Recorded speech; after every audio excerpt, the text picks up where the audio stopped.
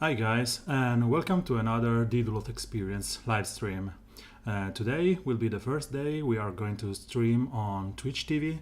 The first time, let's say, exclusively on Twitch TV. I've decided to give it a chance because YouTube has some kind of restriction and higher latency chat. So I was thinking that it would have been, let's say, hi, Data Boy. Data Bio. Means that I don't know if you want. Yeah, I was saying that if you want to call you Diobrando or Data Bio or whatever. As I said, this should have a lower latency chat, so it's easier to interact with you guys and. Let's see if it works for us or if it's better if I go back to YouTube streaming. So, about that, this week has been an interesting one because after the, let's say, main part of the event ended, I was able to start racking up my Alliance Legendary Essences to take this little boy to L5. I know it's probably not worth, but I love him, and he is the most famous, at least if not compared with Lex Luthor, Superman and Nemesis. So I just think that it's proper for me to get those remaining 5 shards and get him to L5. And I want to, let's say, manage my energy in a good way. So beside going all out on the first day of the event and giving you the video of the solo of his content, I will get the last remaining shards on Tuesday because today is still a day where I can get the Silver Banshee shards.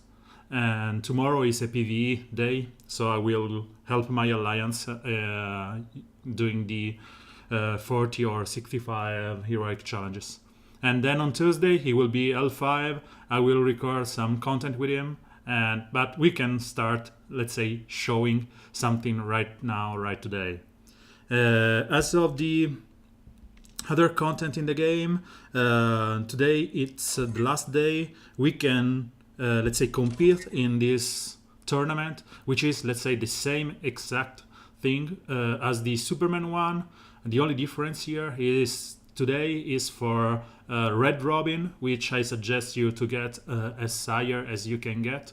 It's a pretty good character, and it's just something that you want to have in your kit. I just realized that I forgot to spam on Discord, so give me a second. I will spam on Discord about the stream start.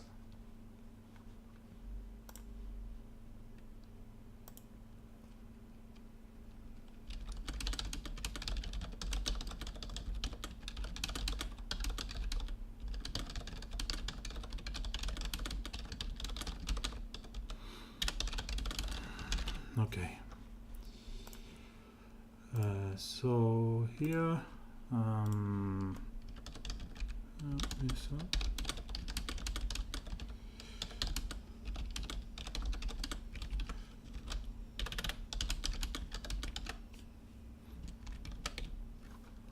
And we are done.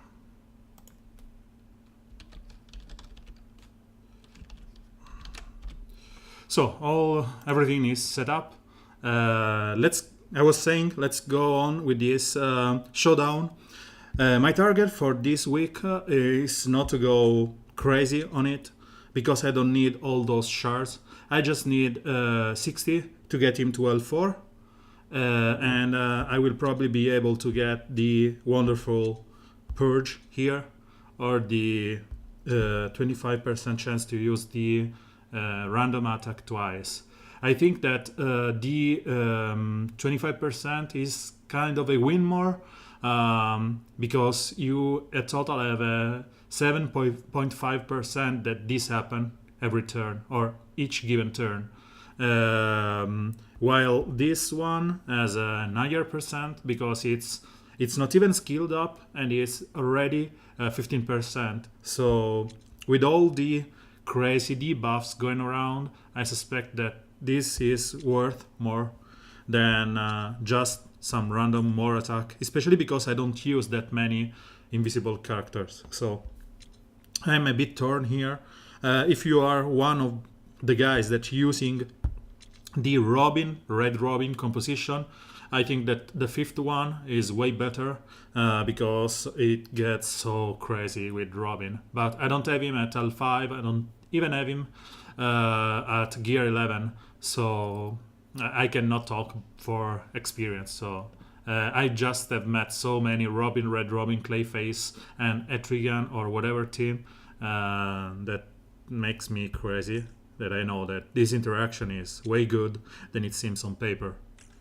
So, as I said, I need just the bare minimum shard of 60, so I will fight to the rank 5000, and I think that I'm around there. So I will just play a bit of this and a bit of the regular PvP, because I slacked a lot because of some real life issue this week. But I'd like to get to 216 at least by the end of the day.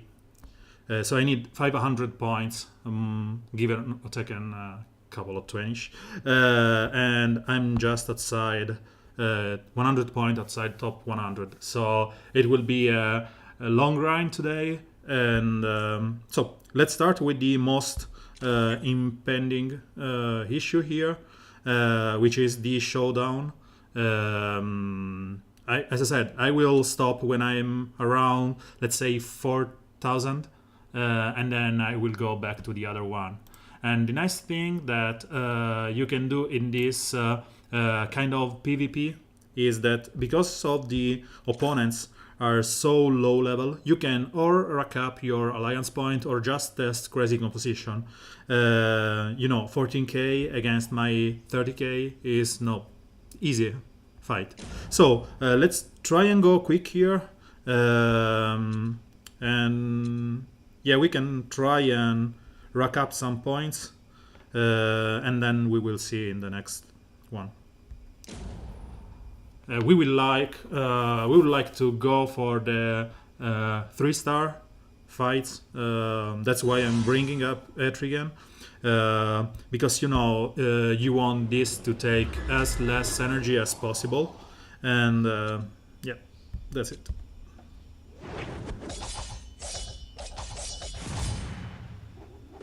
I think that Doomsday just need is 1 and 5. Everything else is just gravy, so L2 is his sweet spot. And if you have an heavy Colossus composition, you can even go there and say that L1 is just enough, because as soon as you take his first legendary skill, you are, let's say, sorted. He just needs to be called an assist or be given a taunt from, let's say, Ivy or Constantine, and he will snowball without any, let's say, any need of time. Let's use Power Girl here, because that stupid arrow is faster than our guys, and the only one not faster than him is Robin, which is faster, and the buffed up Silver Banshee. So here you want to apply some bleeds, let's say on Superman. He will push those, but there's no, let's say, better target here. And let's start poking up with those taunt up, strengths up, because as soon as arrows will start applying my the hit on Power Girl, I can retaliate and kill him. So let's apply some bleeds here, just to take time. And let's try and kill this live wire.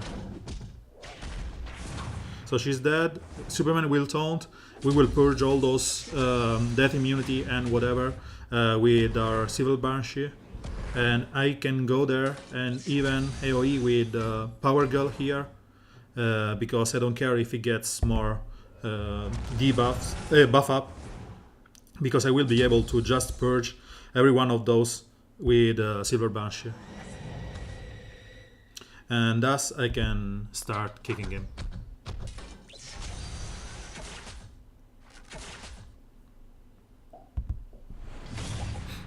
Yeah, as you can see. And what I noticed that is the Silver Banshee 2 is just on a 2-turn cooldown, so it's pretty fast to recover.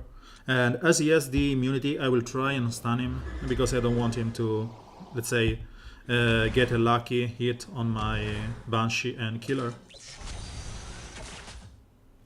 And he's dead.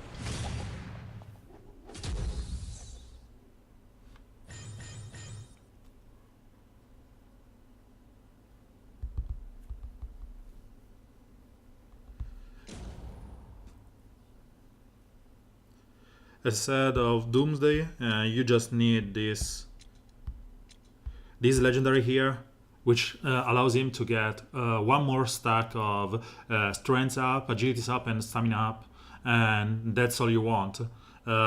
This one, adaptive defense, is the fourth one you want, because it will allow you to get into the endgame rotation, as Doombucks called it, going for Doomquake, Devastator, adaptive defense, Doomquake, Devastator, adaptive defense, and so on and so on.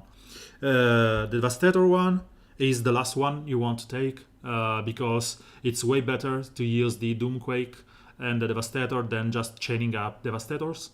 And the second one you want to get is the one from the, let's say, Revive ability, which will give him 5 mans and all those buff up. This means that he will get up with some healing that can overheal him, and it can snowball after that. But I found that if he dies, it's not probably in a good spot, so he usually doesn't die for me. If he dies, I'm just, let's say, phase it out of the game. But as I said, I usually try and not have him die.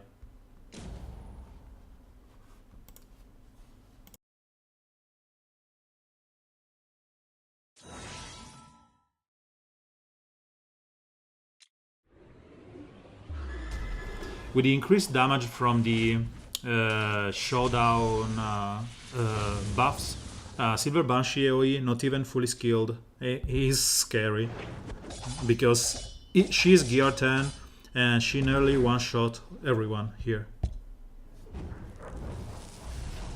You know, when it's Etrigan that it's doing some kind of stuff, this kind of stuff, it's okay. But when it's a character that you should think she's not that good on damage side, you are scared.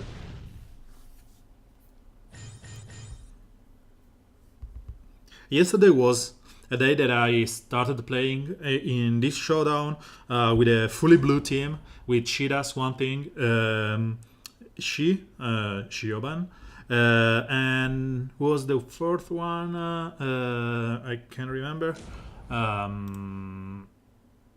I think it was Aquaman, a rider of the King Tide, and it was just this kind of snowbally composition where you went all out.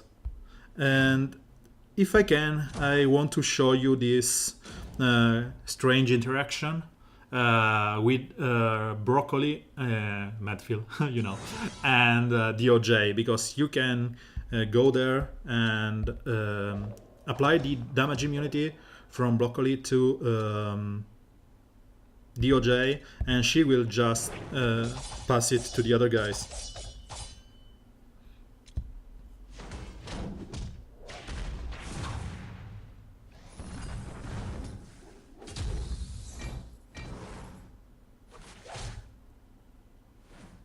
If he lives enough. So you apply damage immunity on DOJ, and as soon as she attacks, she will pass that damage immunity to everyone else. So she's immune, and just by attacking here, everyone will have the damage immunity passed up from her. So you can go on just attacking here, and no one will ever lose that damage immunity. Unless it's dispelled, you know. So again, I will attack here, and I pass this damage immunity for 3 turns, and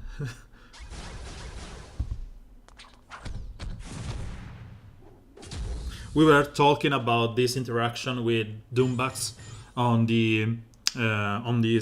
April's Oddsman podcast. He let us know about this thing, and it was just so nice to test it. So here we can go like this. We will probably end up losing Broccoli, so let's swap him out.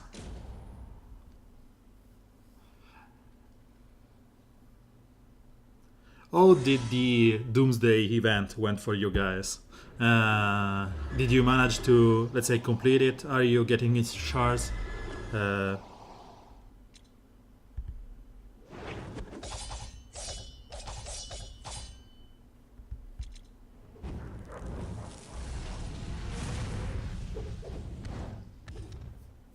Had it even miss on the second attack from the stupid Batman Beyond buff on Etrigan?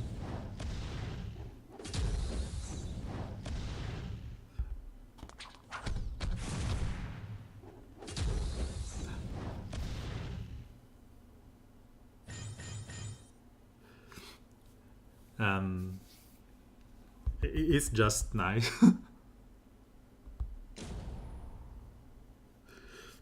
So how much? Okay, let's clear this board, and we will go to the normal PvP. So I think that we can just showcase the Doomsday. No, there's nothing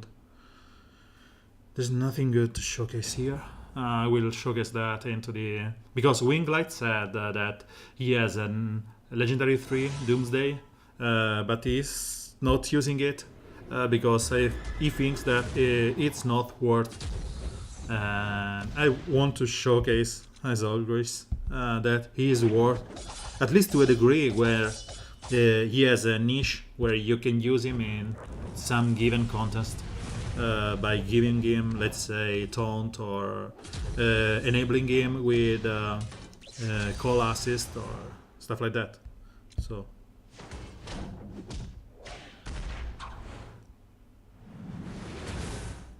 okay, so as we don't care about the alliance point here, I will showcase one game with some call assist heavy team.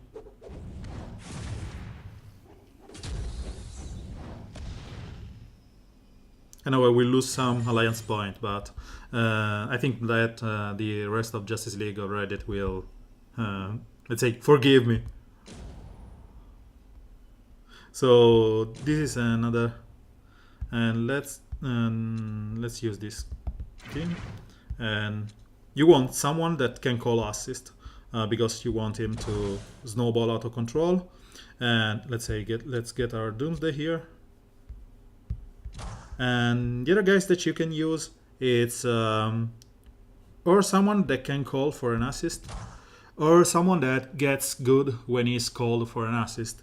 So as I don't have any kind of taunters here, I will use for start. Let's use Power Girl, because in this situation, everyone will get buffs on his own turn. By attacking or at the start of the turn. So Aquamoa will get some turn meter up and crit chance up. And with the crit chance up, and you have 2 call assister and 2 good guys that are called. So bear with me, the Aquaman and Al Jordan are gear 10, while the other two are gear 11. So the plan here is to, you know, I have 3 buffs. I want to opt for a call assist. I didn't. And let's attack someone randomly.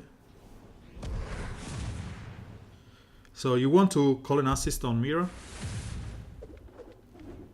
And as the assist went, we did call the only one that just gets some buffs. But as you can see, I still have a bunch of buff that allows me to call an assist for sure here. So it's Power Girl that's getting more and more buffs, or it's Doomsday that is no Bolly. And here I can just AoE, or I just can hope that I miss. Yes, I missed. And so I didn't call once for Doomsday, because, you know, luck. Yeah, here he is. And let's go. And as you can see, that Doomsday has so many buffs right now. Oh, let's go for that. I lost 1 star. And there's no point in attacking here, because, you know, she is, let's say, probably evading it.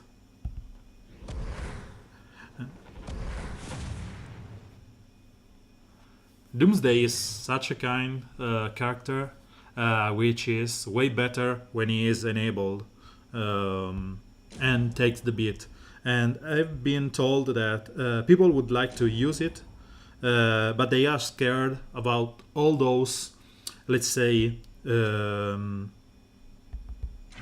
all those blues, Swamp Thing or Hetrigan.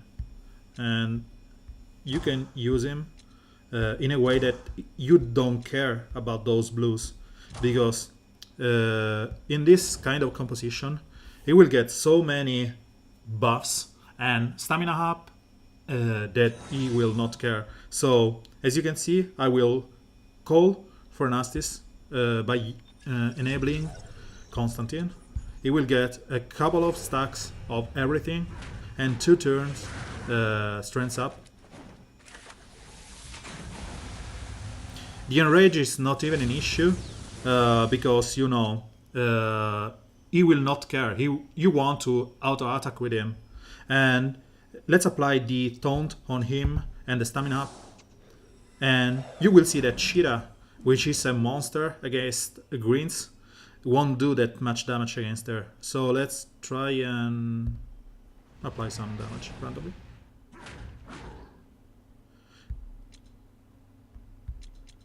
Let's just go like this. I don't want to end it quickly.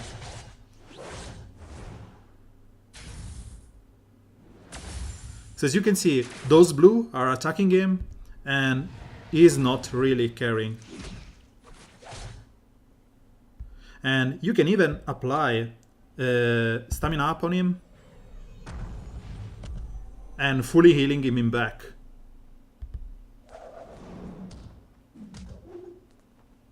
So here, every time I attack, he will get... I don't know why they are attacking Constantine, which is invisible. Okay, he did get the taunt copied on.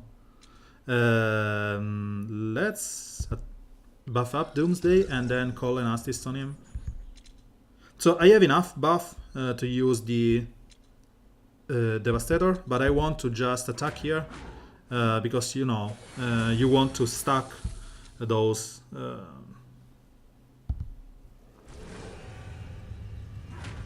agility and strength up. And if we move those bleeds from him to the opponent, we are just bleeding them. So let's start, let's say, killing some of them. And you will still want to apply some damage. So we can AoE here.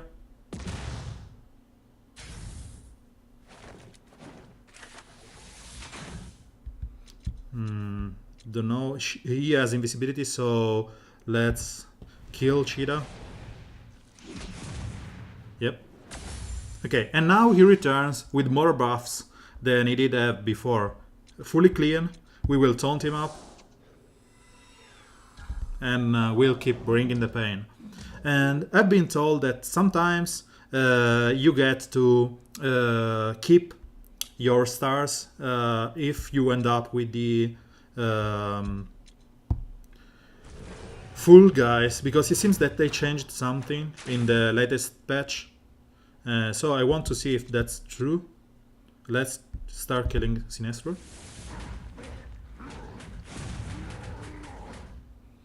And let's call an assist again.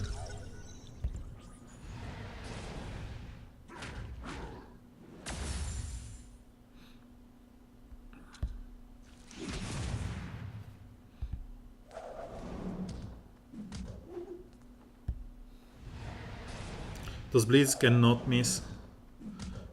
So that's a way for us to just get some, let's say, inevitability. I don't have any kind of debuff, so let's try and be lucky. Yes. And let's see if we get the full... No, we didn't get the full 3 stars. So the issue with this kind of tournament is that if you try and use some revivers, you will lose some stars eventually.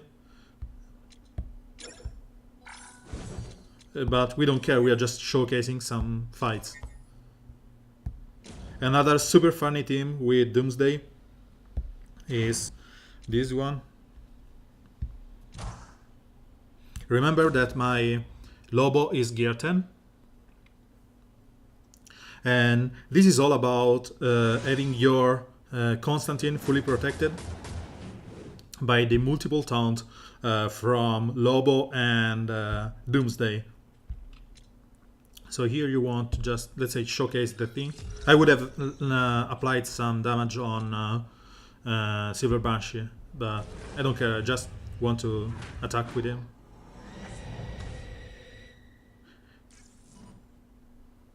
And here you want to apply the taunt up, because if he dies, he will proc Constantine, everything, resetting the number 1 skill, the taunt skill number 2, sorry. And this means that he will just get better and better. So, let's, I'm invisible, and let's kill the, I don't know, the leader.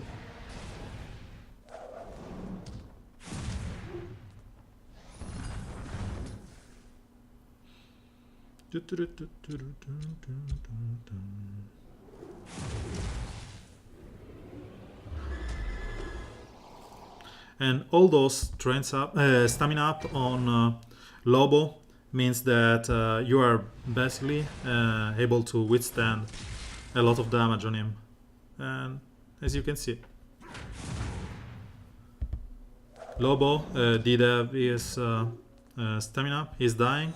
I've resetted the awareness and taunt giving skill, or I could just kill him.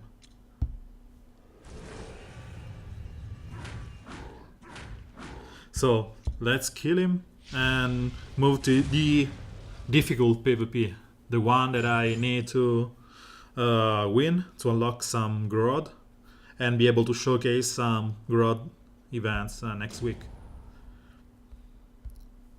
So this should be our last fight for a moment on this. Let's go quickly with the point giving squad.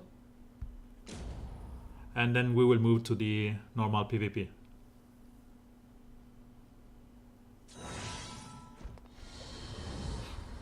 So let's apply the AoE here. She is buffed, so this means that she will kill. Yeah, she can kill one power girl on turn 1 because of those buff up. 215% damage increase.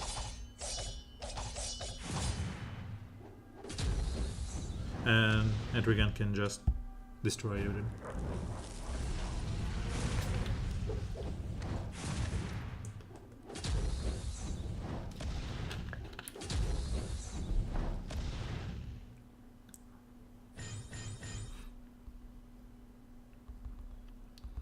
So this is it for the showdown for the moment, unless you want to see some composition, or if you want to see anything. Let's say, can you showcase how Cyborg is in PvP?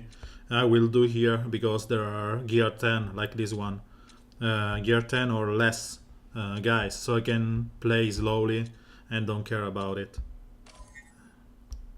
In gear 11 I don't have that many guys, so here I am where I want to be. I will check up in a couple of hours to make sure that I'm still into the Superior 2 part of the ladder, and hopefully I will get him to L4. Let me spend some energy here, because I want those.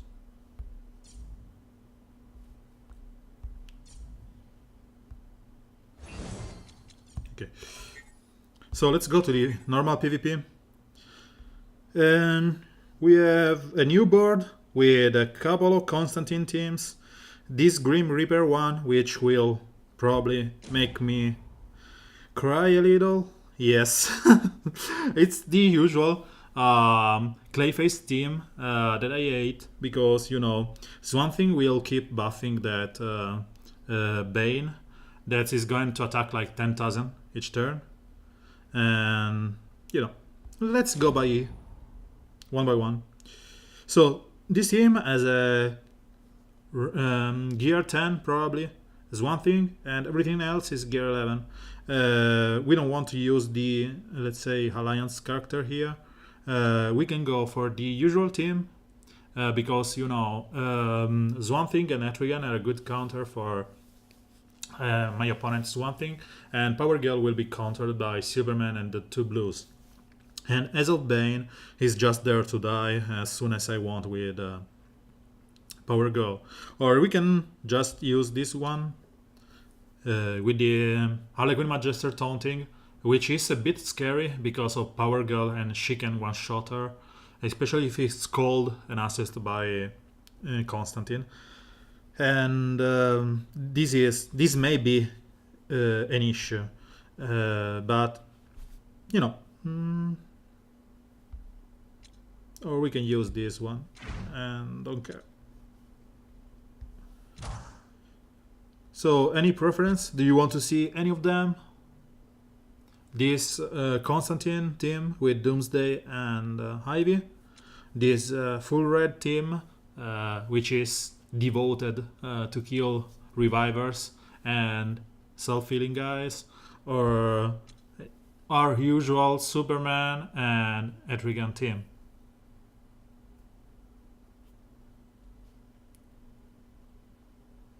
Which one would you prefer to see?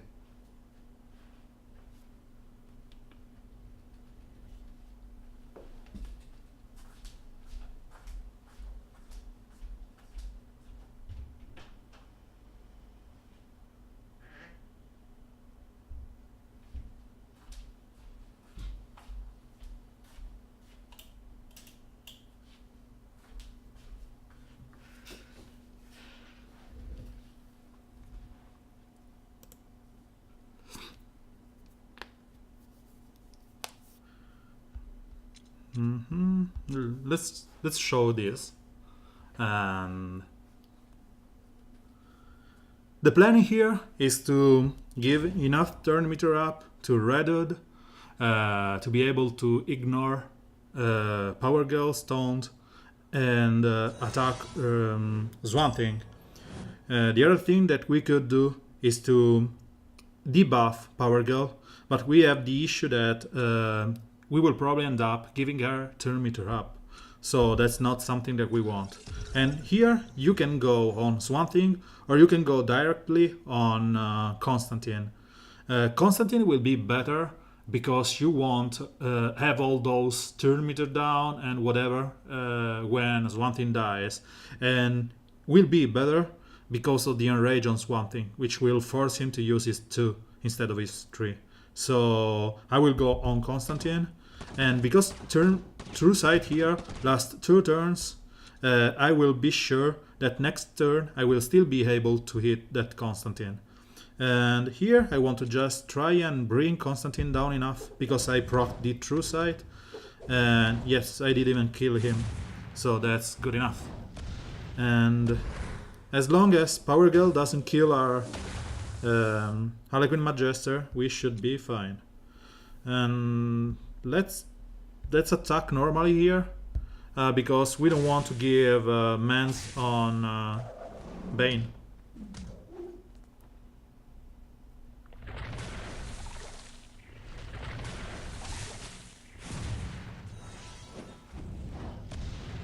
Remember that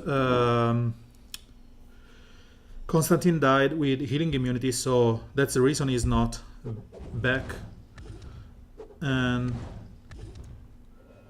this means that our team still lives through the AoE, and if she doesn't have any kind of... Yep, she doesn't have any kind of that immunity, so we will go on there. And we can now start punching Swamp Thing because he already rested. And Bane should be, let's say, managed by the invisible guys, and Etrigan with a lot of stacks.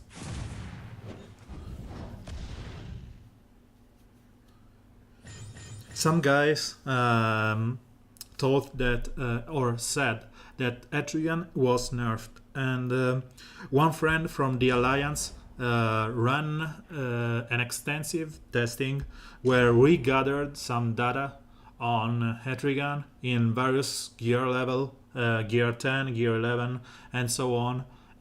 We ended up like collecting 300 worth of boards or fights, and it seems that his double procs is still where it should be.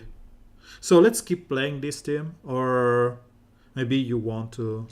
I'm scared only about the stupid Power Girl on Ivy, but let's showcase this other team.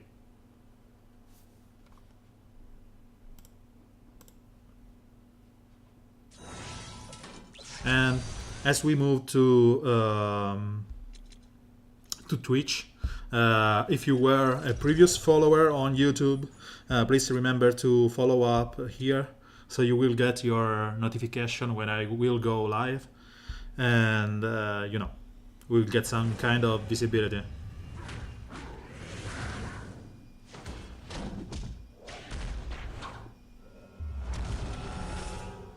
This was what I was scared of, because of Power Girl AoE, but again, as I said, we don't care that much, because Constantine just refreshed this taunt giving skill, and I will start dealing damage like this.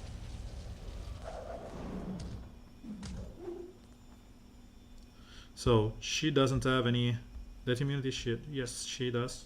So let's purge that damage immunity, and try to kill her.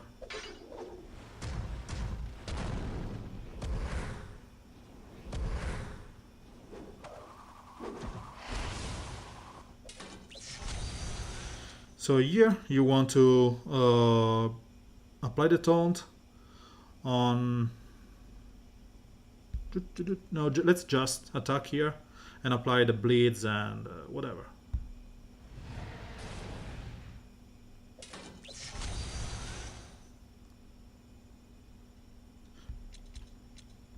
So we want to apply the stamina up after we have some kind of buff we want to copy. Let's say you have the awareness from Constantine, and the turn here will go to my Red Robin, so I will be able to copy the debuffs. Yeah, I will move the bleeds on the opposing team and will heal my Doomsday.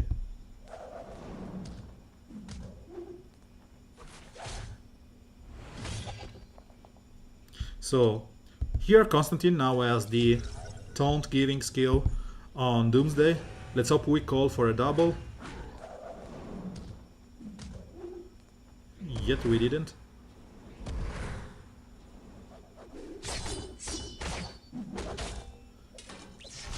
And Doomsday will die on his turn because of all those bleeds. He has some mans, so he can end up on par if he gets called an assist here. But in case we want to be able to kill them with the third skill, yes, as soon as we can. So let's start hitting them.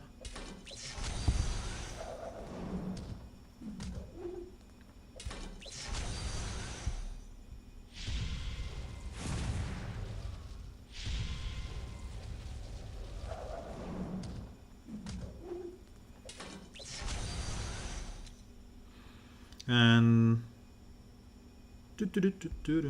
let's just them.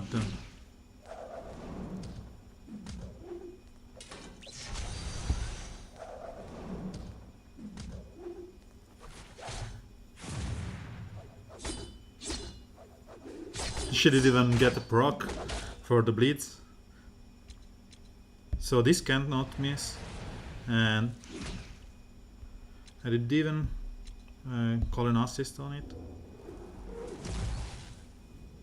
She did die, and that means that I want to get as much from Constantine as I can, and this will apply more bleeds on Siren. Yep. Let's keep applying those bleeds. Yeah, we don't care about our own bleeds. Because, you know, I cannot miss on my skill.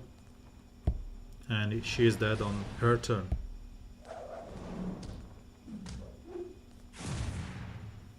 So this was a full blue team, and I didn't get any chance to proc the call assist on Doomsday because I was... Hi Hollywood! Because I was unlucky.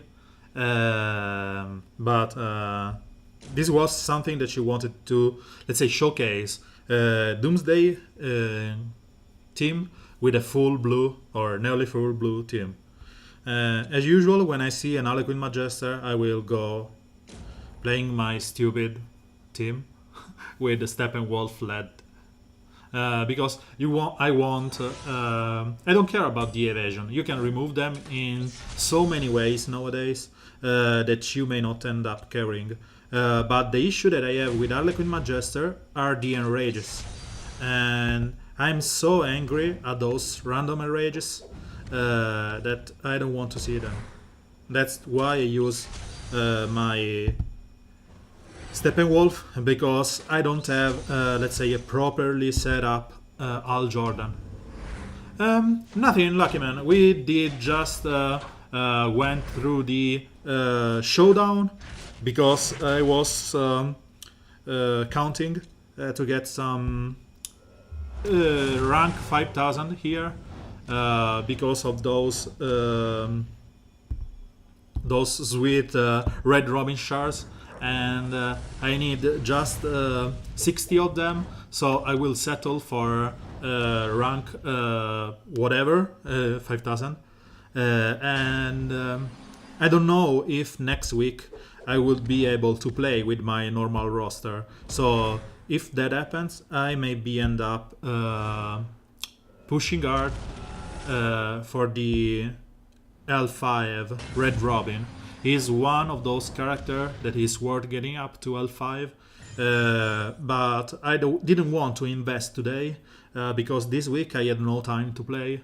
In fact, you may have noticed that I focused more on videos and board completion or whatever, and here I'm trying to rack up some points to get into top 100. Will be pretty hard because I didn't get any chance to play during the week, and I am 200 points behind. But if I can, by streaming today another couple of hours, maybe in the the only issue that I had is real life stuff. I got my work shift changed. Let's leave Grim as a last boss. I usually have a shift that allows me to get home at before dinner, so I will get my dinner and I will be able to do some stuff as normal after that. recording or whatever. But this week they changed my shift, and I ended up getting at home at 9:30 p.m. So just stay a little bit with the family or get a proper dinner or whatever, and it was already time for me to go to bed. I could have, let's say, 1 hour to complete my dailies, and that's it. I didn't have any time to just play properly as I usually do during the week. Thus I, let's say, accepted that I could not get into top 100 this week, and I might end up to push more on the second happening of the Gorilla Grodd event, if they keep the, let's say, the usual order of stuff.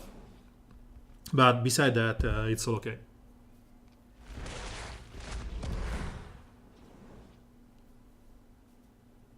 And as the issue about the next, not next week, next let's not up here. The next Red Robin one is that I'm not sure if they are, I don't want to be, let's say, an altruist or whatever, but I think that they should be doing some kind of leagues.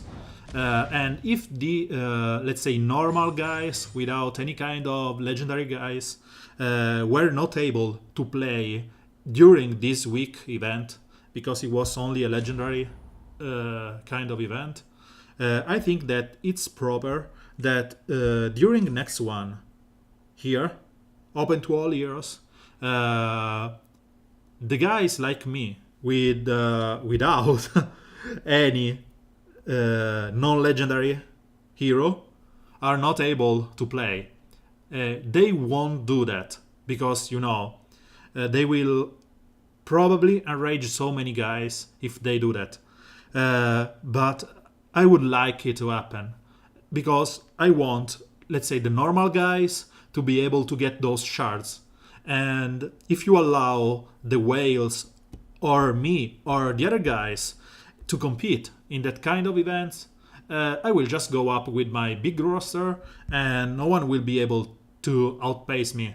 As you can see here, let's say they allow the same guys that allowed this week, plus more of those guys, and you will see Miller Time here, which has whatever. Yes, you see this kind of guy, you don't have a chance against him. But if he's not allowed to play because he doesn't have any normal guy, that would be awesome, because it will level the play field. Everyone has the same chance as everyone else. And I used to play Clash Royale, where there was a tournament mode in which if everything was scaled down to a level 9. Let's talk about rares. There are some kinds of, let's say, level of the cards that you could play, and if they allow me to get into that tournament, but they will strip off all my legendary stars and legendary points, and they will force me to play with my roster here in gear 10 and level 60. So if I join with, let's say, this Constantine, he will be treated like he is in gear 10, without the additional skill here, without the additional legendary points. If they do something like that, I will be crazy happy, because it will allow everyone to play and everyone will be at the same level, because they will be allowed to use their roster without fearing to be left apart. But I think that this won't happen. They will just go there and allow everyone to get in, and that will mean that you will see even guys with legendary 5 Red Robin in the top 10 ranks of that event.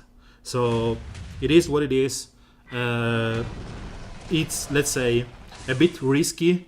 It would be awesome if they did. I would like them to just deny guys like me the chance to play in that kind of tournament. But we all know that they won't do this. So let's buff up here.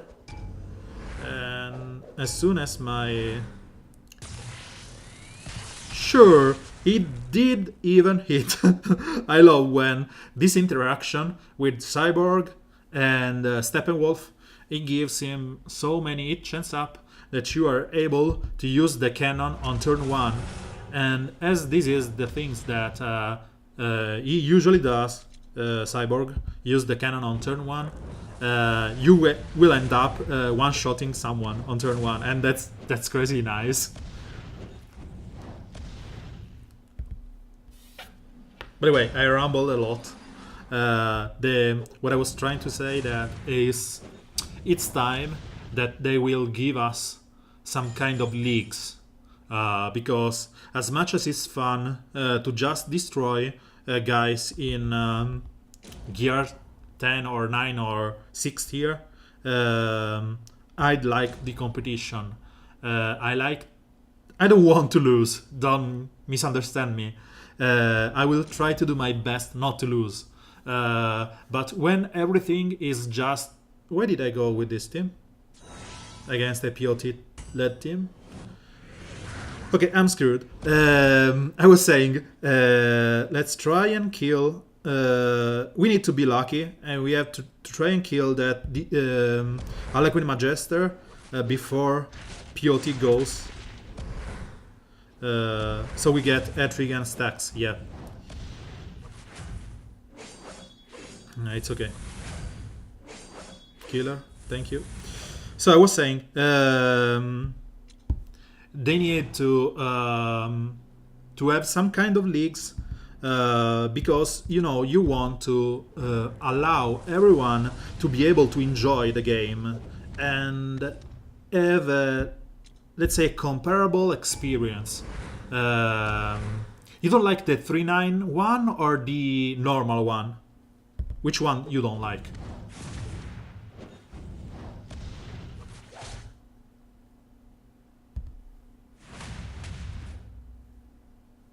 So I will AoE here because I want to apply some debuff on everyone, and the POT won't be able to snowball. Let's kill her.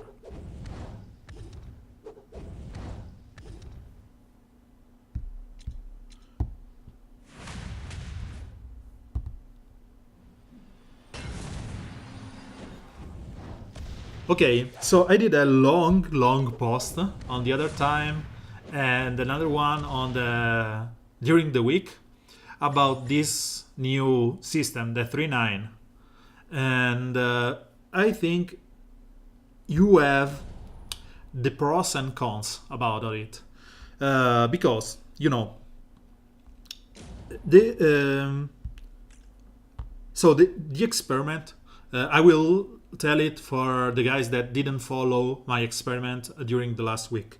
So the experiment was like this. I had 10 guys between me, some Alliance guys, and well-known player in top 100 send me some board clears. The full clean board, as they got the new one, and the trophy that they were at the moment. And then I gathered the data and saved it on Google Sheet just to show how it would work. And what we did notice is that I did count the stupid death immunity. We did notice that as soon as you get more and more gear 11, you will lose the ability to compete properly in the normal events. Because, you know, I did get boards for... let me apply some damage here. And let's try and kill him before he kills us.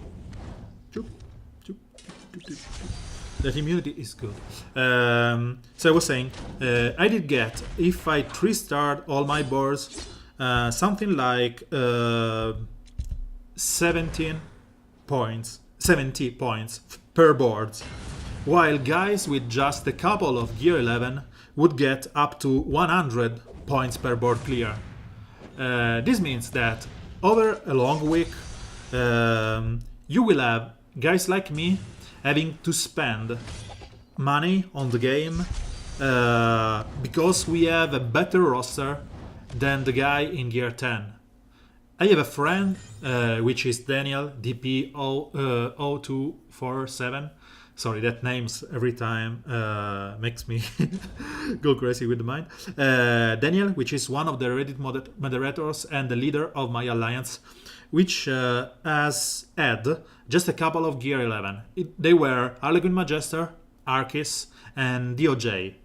And he was able to get to top 100 without spending any gems, with just that roster. And that's what was okay. He's a pretty good player, and I reckon that you have your merits when you do something like that. The issue that if you level up, and I had some guys on Reddit ask me about that, if you level up just some key character like Harlequin Magister or Deathstroke at the time, or right now Robin, Clayface, and Etrigan, you just don't care about the rest of the roster. The only one caring about the roster are the guys like me that want to, let's say, have some kind of different, let's say, experience, because I want to showcase you guys on Reddit or YouTube or here on Twitch today some new content, and thus I'm the one leveling up characters like Ivy. When was the last time you did see Ivy on high-end PvP?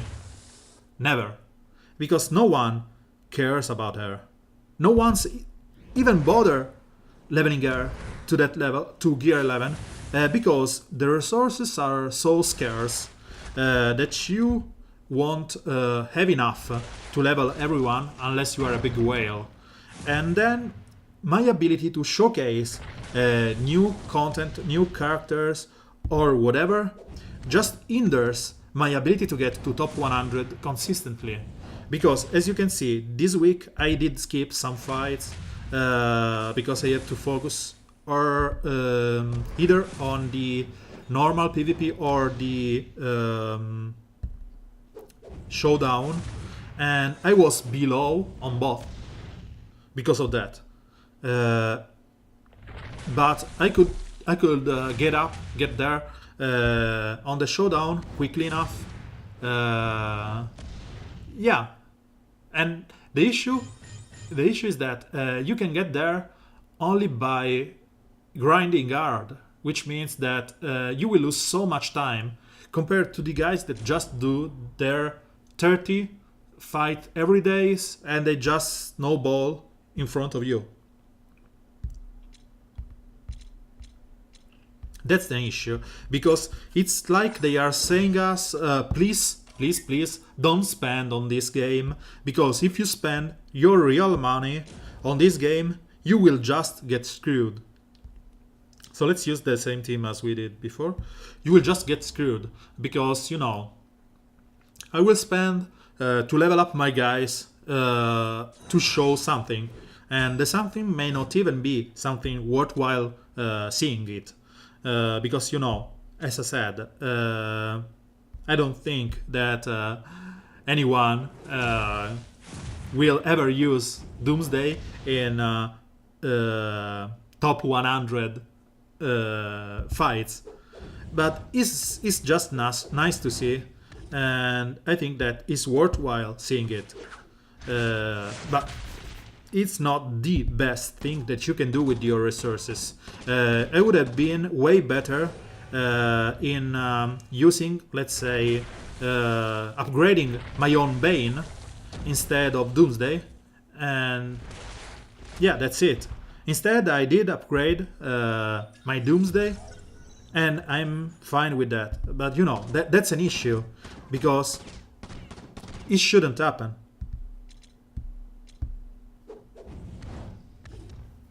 They're saying to me, if you spend the money on the game, it will get, let's say, easier for some content, but it will just screw you up in the long run. Red Alert will get harder. The normal content is meaningless because you can clear normal content with gear 10 or gear 9. PvP will get harder and harder as long as you increase your, let's say, targets. Because if you just want top 1000 and 1500, 500, it's okay, you just don't care and you will go there with time. But if you just want your top 100, just to get the new guy or even Batgirl, you will just bite the dust by spending money on the game. So here we are, scary Grim Reaper team. The scary thing is that Grim Reaper has the L5 Steppenwolf, which means that it will give crit chance up and hit chance up to everyone. And the crit chance up means that Swamp Thing will one-shot everyone. And Bane is going to be crazy to deal with. We will, let's say, try and see what comes with it.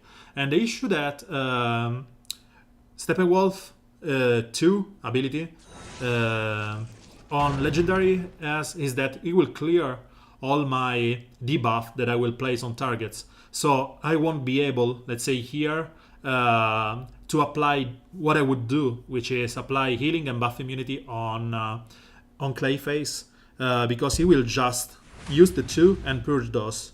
So my route here is that I have to play passive, buff up, and opt for some luck with the heals and the rest of the game.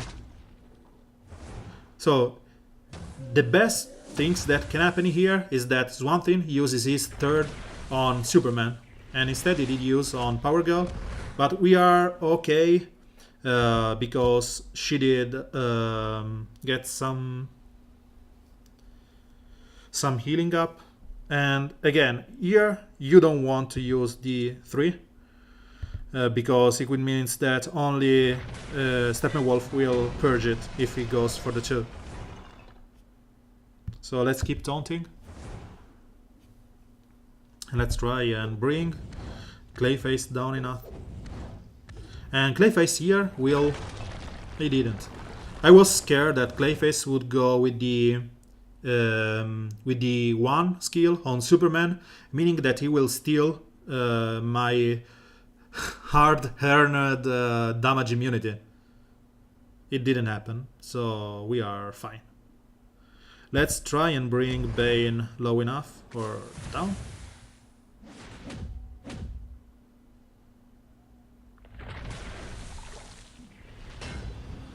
And my Power Girl is healing slowly, so it's good enough for us.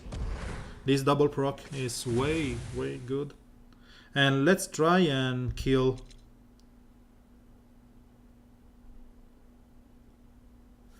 So we can do here, next turn will be Swamp Thing, so he will be able to kill Clayface anyway with his 3. And I think it's better if I just go for the buff and healing immunity on Bane. Kill Swamp Thing. And kill Bane with healing immunity, which means that he won't be able to rest. This means that if I even go AoE here, just to remove the ability to proc every turn of Swamp Thing, I won't care because no one of them can rest. So whoever dies here, it's okay. And when one thing rests someone, it will be only Steppenwolf.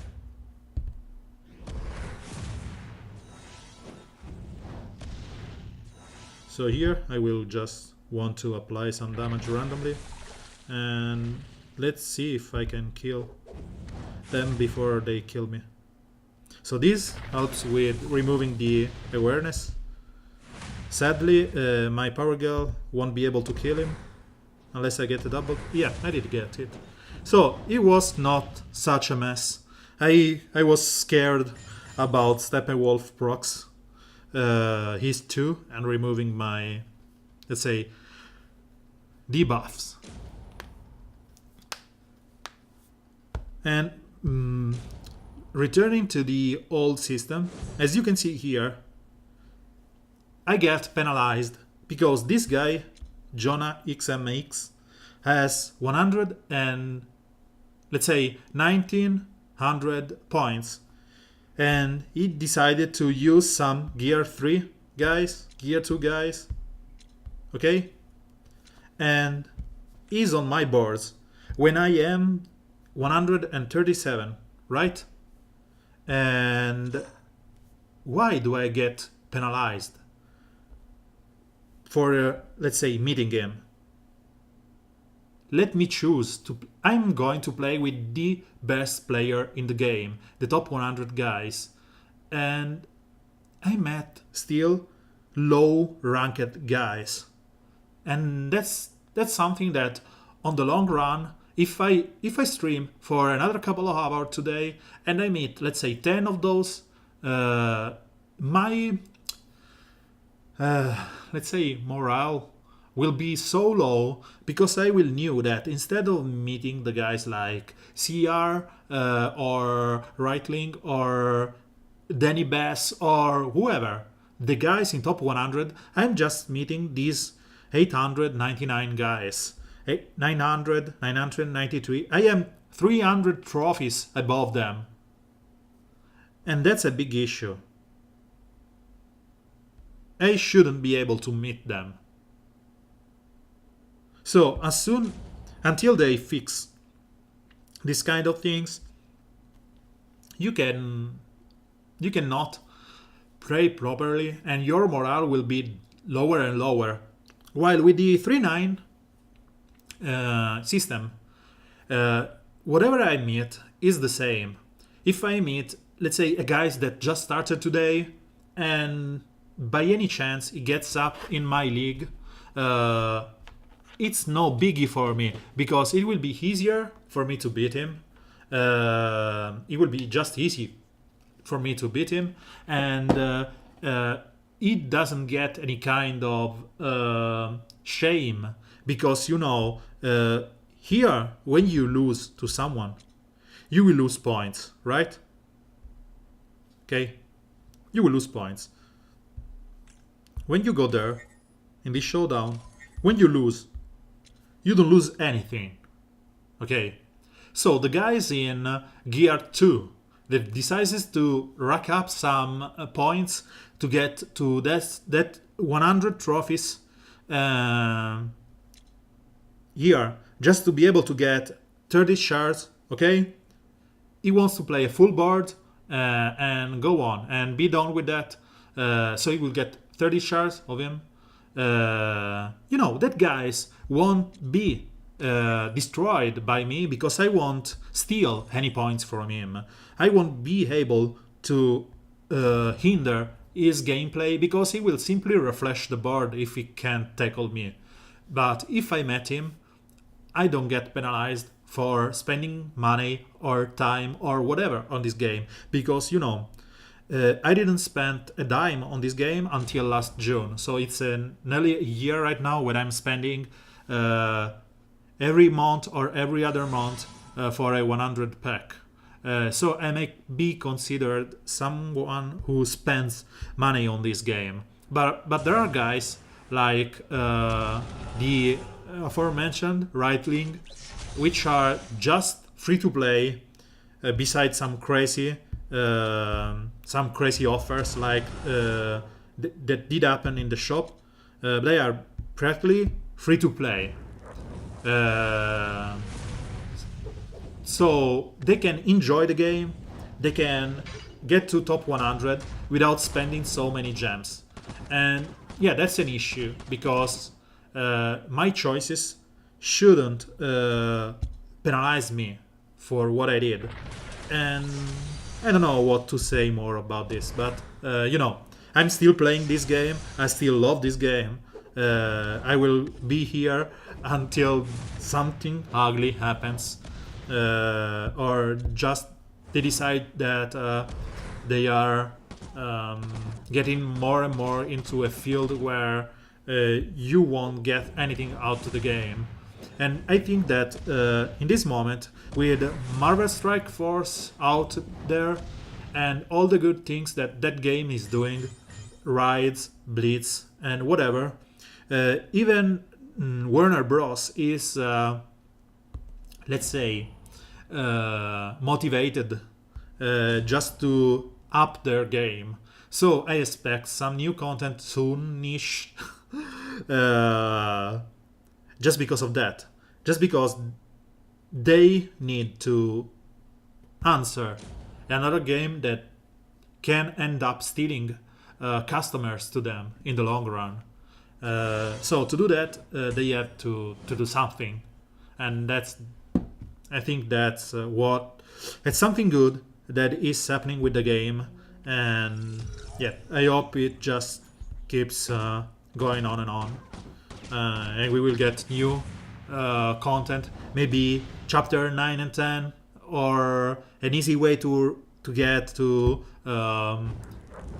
level 5 XP orbs. Everything is good at the moment because there's so much space here that we can go on and on rambling about what they can add for hours.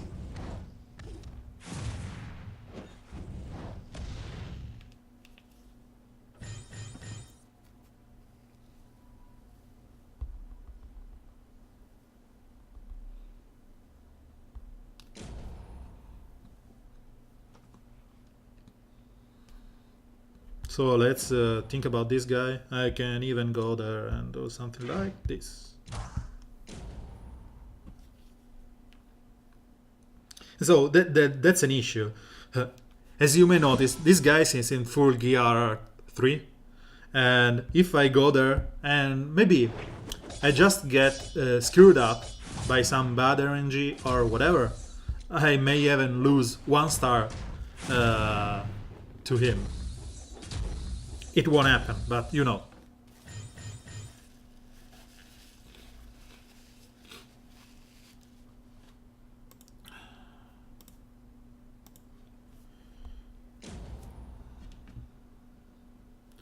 So let's go back to proper teams. So we have another guy with trying to rack up some points using Silver Banshee. And to be honest, I'm still a bit torn on Silver Banshee because she seems nice in something that she does. But I think she needs gear 11 just to be in the position where you can use her in high-end content. And again, because of the system, you won't be leveling her unless you have so spare gear and orbs and whatever. And don't even have me started on rings. There's a scarcity of blue rings. That means that you won't be able to skill up all your characters. I don't even have the one that I use daily at full skills up because I have so many guys at gear 10 or 11 that I have to let's say save the rings for the new monthly guys, and yeah, that's it. Someone else is just saving his rings for the one that he wants to use. I always bring this kind of example here. let's go with Grim Reaper. You know, I've showcased 1 minute, 1 minute maybe not. Yes, everyone at super high levels. Okay, so it's not the case. He even started gearing up his Gorilla Grodd, right? So let's not talk about him. Let's talk about Willowbrass. So this guy has gear 10, not even gear 11, gear 10, gear 10ish, gear 10, gear 10. So as you can see, his roster is just, let's say, horrible, because until here, so he has, until Hal Jordan, he has 15 guys, 14 guys, which not even are in gear 11, and he is ranked number 5, 6. Okay, so what's with that? You may say he is an hacker. Okay, let's go to Barry Allen. This guy has 1, 2, and that's it. 2 guys in gear 11. And the rest of the board, it's just 12 guys, even barely there. Edrigan at gear 9, L3, really? Edrigan? So, there's must be some kind of reason, because he can easily be there. And let's stop it, because it's getting out of hand, I think. But you know, yeah, number 7, let's go with number 7.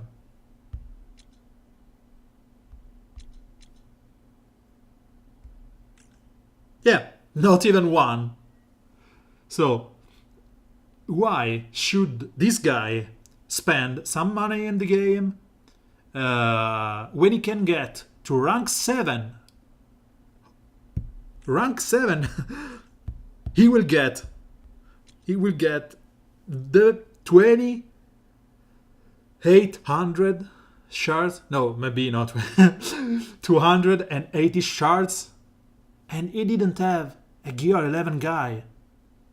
Because he will just, when he gets to this kind of boards, he will just fight the 814 and 1320 and just refresh.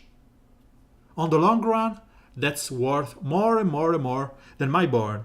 Let's say this board is a full 6-9 board, okay? It isn't. If I 3-star hit, and because I'm godlike and I don't lose anything to RNG, I will get 10 for 9 points, 90 points per boards, which is this exact number that you will get from the showdown, okay?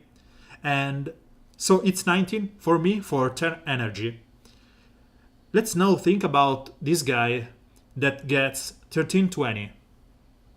He just, let's say, fight 5 of them and then refresh, okay? So 5 of them is 60, and he just get 1 star, okay? Not even 3 stars, because he will probably lose something. He just goes for 1 star. He's getting 65 points because of that, for 6 energy. So it's getting nearly up to 16.6% of what I have to fully 3-star clear on my board, and he still has 4 energy to spare, because he need 5 and 1 for refresh. So if with those 4 energy he just does another 4 fights at 1 star 13, is another 52 points, which added to the 65 means it is getting 150 points, right? So he gets nearly 30 points more than me for each board, for each 10 energy. And on the long run, just means that I am at 2,200 and he is at 3,000. Yeah, 3,106. Ah. By the way, we got Stunner on the argument. She said that they forwarded the post to the WB developers. They know about the issue. They are trying to find a way to, let's say, pass me the term, mitigate the issue. I don't know if their way of mitigating it is by using the giving us the showdown, or I'm sorry, just don't collect when you are into top 100 and 1500. In top 1500.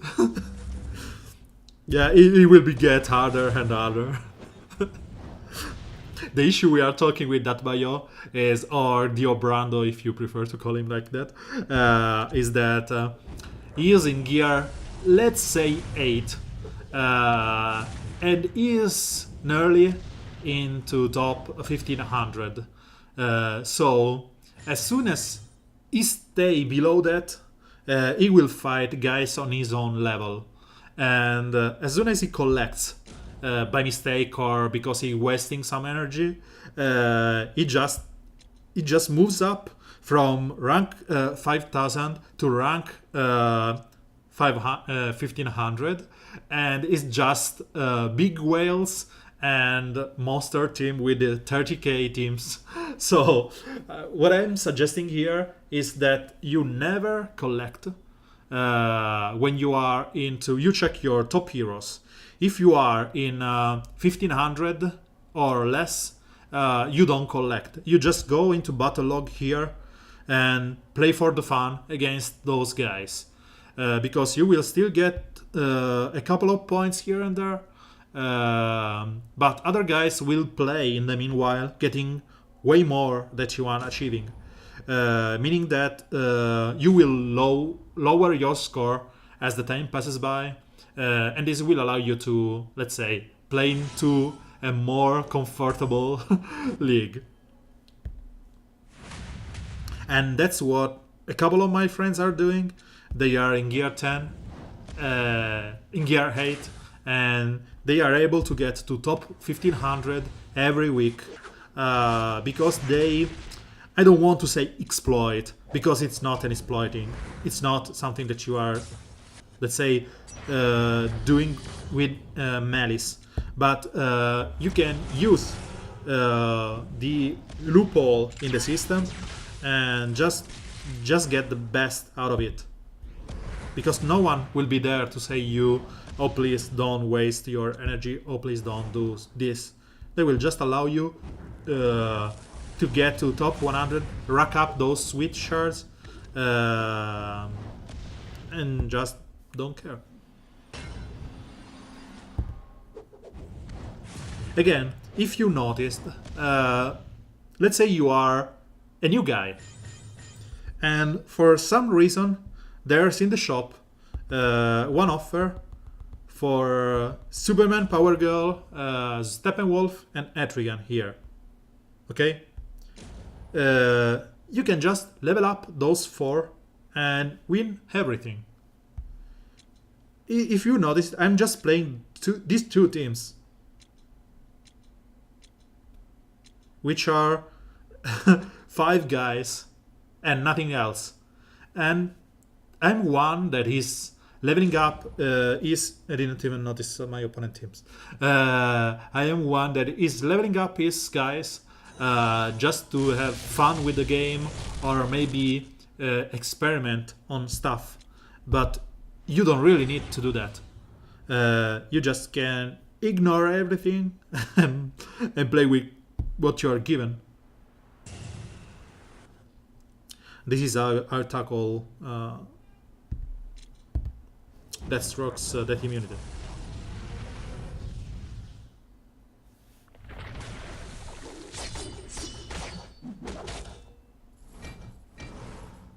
And if I hear, I can even go and kill him.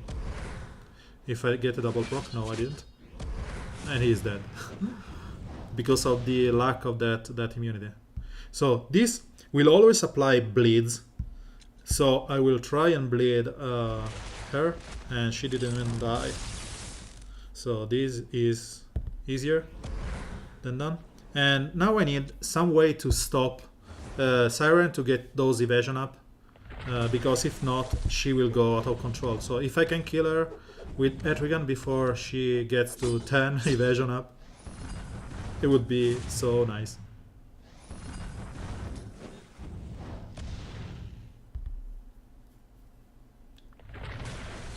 No more bleeds, no. Okay, he is dead, and he can rest one more time. He didn't. And yep, not really the one I wanted to be able to hit. Please go on it, kill her. Okay, we got saved by Etrigan proc, which killed Siren. We were not risking the game, but you know, it's not nice when it takes so long to, let's say, go around those evasion.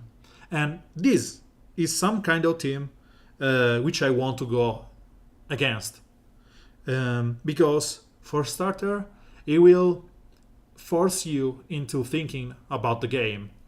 The team, even if it's not fully 80 level legendary 5, is a nice team and has so many synergies, because you know, the first turn crit from Hetrigan are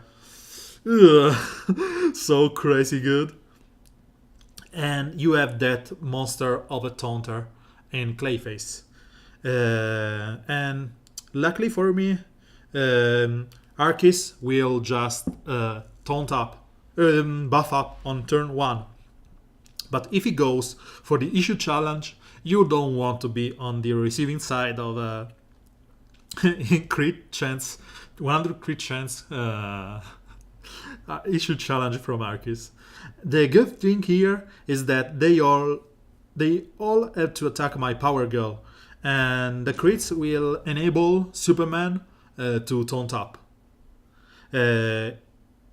As there is no Steppenwolf or another, let's say, Purger, I won't be scared that I will need to apply the healing immunity on Clayface. So I will just attack him, hopefully stun him. Yep. And let's see if I can bring him low enough, just to... No, because he will crit, so I want to buff up here. And this crit will enable Superman, but he could have bring my Etrigan low enough that he didn't have the double attack on the next turn. And this is the issue challenge that, luckily for me, went on an immune Superman. So let's try and kill Clayface with this 1-2 punch from Etrigan and Swamp Thing. And even Power Girl. Yes, let's apply some damage here.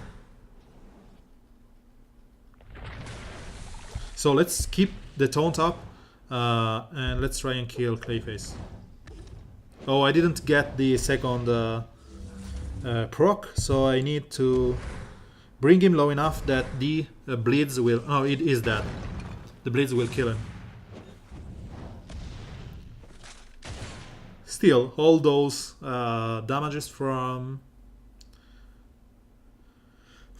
those crit chance, 100 crit chance, are nothing, and we'll still good. So let's apply some damage on Etrigan, and let's try and kill all those strengths up. Will kill the leader. That's true. And here I have two chances. The first one is to kill someone, probably Etrigan, because you know Arceus is death immune. And the second one is just to bring both down enough that one single attack from Arceus won't kill my guys. So I have a 15% chance to kill Etrigan, and knowing my luck, this automatic attack will go on Etrigan, but they will be low enough. No, I was lucky. they will be low enough that I won't care about Arcus attacking on next turn. That's it. And as I said, I'm not even risking it. This team can bring you into top 100 every day of the week. If you are, let's say, a little whiny girl like I am, and you are scared about enrages from Harlequin Magister, then you're welcome to use Steppenwolf or someone else.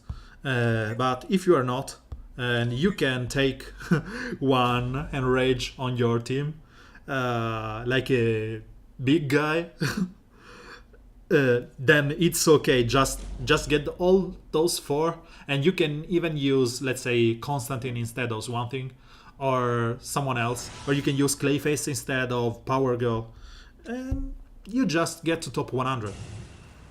But the game will be boring on the long run, because if you don't have any clear purpose like mine, where I want to, let's say, you want to be able to consistently get to top 100 and then gear up some other guys to showcase something to the audience, then you will get bored like a week. During this Superman Siege, I needed some game to play fast, and I didn't care about the Alliance reward. I talked to my Alliance and I said that I will slack because I want to push hard for Superman. So I did the bare minimum and didn't go like crazy, and I used this exact team for 3 days for 64 board clears. That means a lot of fights, 600 fights. And at the end of the day, of the 3 days, it was just excruciating to play again with this team. That's what I'm trying to have you understand. That bringing a couple of good guys to gear 11 and be able to get to rank 100 every week can be nice and fun for the very first month. And then it starts becoming, let's say, way more and more worse that you would expect because of that. Because, you know, a game should be supposed to be fun, and it's not fun when you just play with the same team over and over and over and over.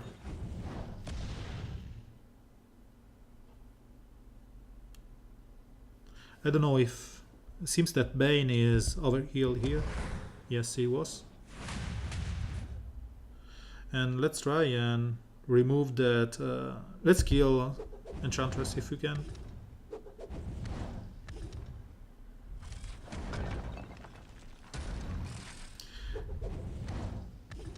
So Adrian just decided to destroy my Power Girl. Luckily for me, she has so many strengths up that she will be able to heal on the next turns. And this means yeah, did go the mans. This means that she will keep healing. And Superman Taunt are a godsend, because he will keep protecting that Power Girl. And she's dead.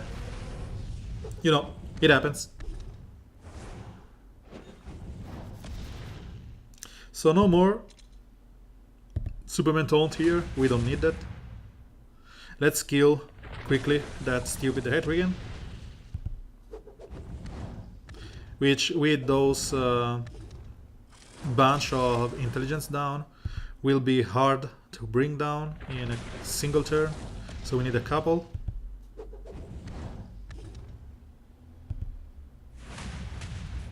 And we didn't even stun him.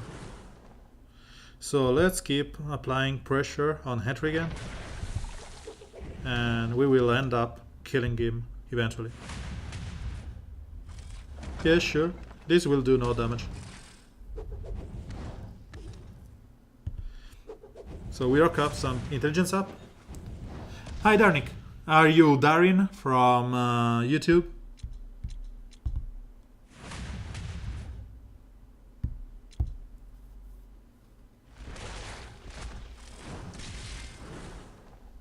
So let's AoE and Procard. Yeah, welcome to Twitch.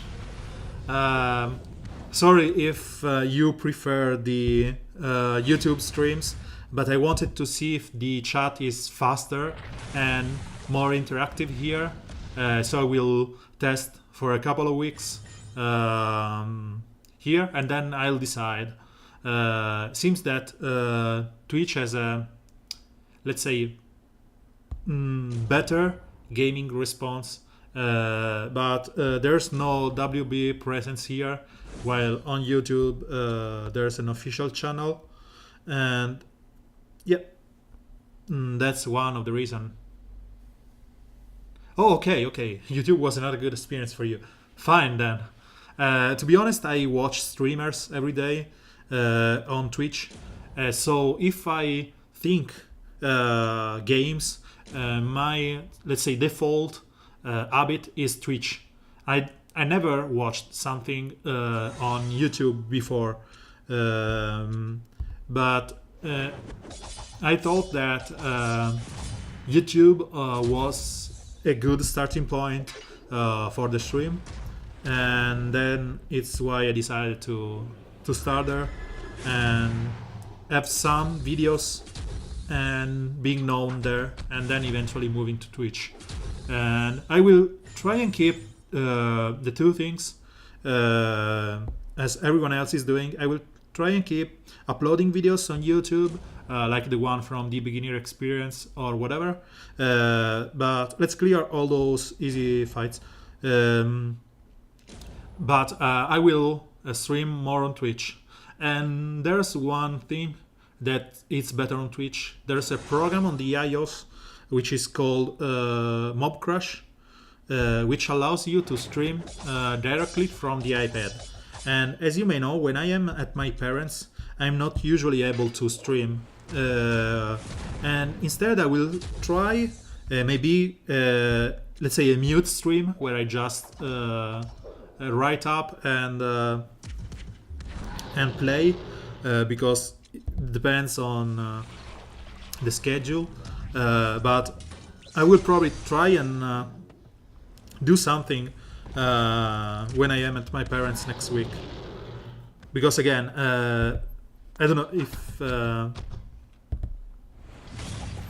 if I already told that on the channel or whatever, but I'm usually going to my parents once each month. So next week will be the one time that I will go this month. So let's go there, and this means that there won't be any stream here, and I will try and do something on, let's say, on mobile.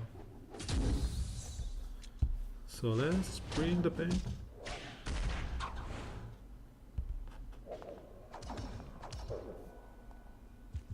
And did it go for the only one that I didn't want him to go?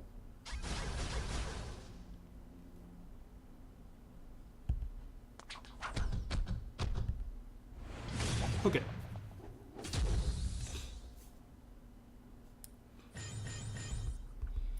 Remember, if you were following previously on YouTube, please, we need to reach some threshold here.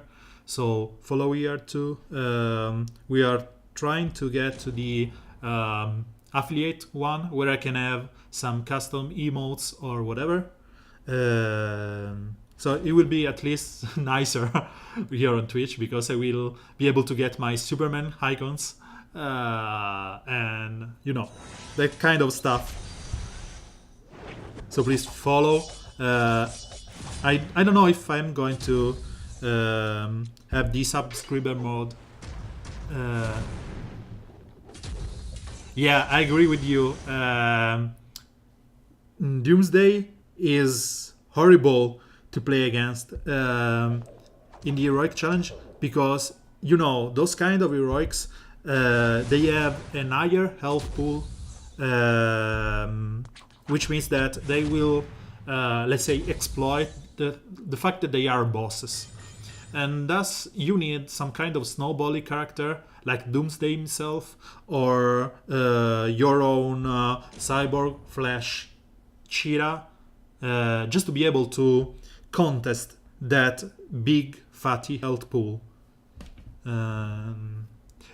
Lucky man, I'm not referring specifically to you. I just something that I have to, let's say, repeat because maybe someone just connected to the stream and everything just works towards the goal of getting enough followers to get to the equivalent, let's say, of the custom URL from YouTube.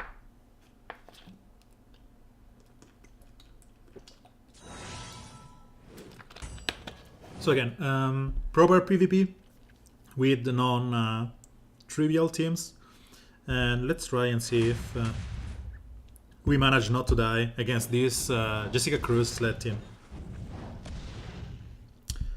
So I'm scared because that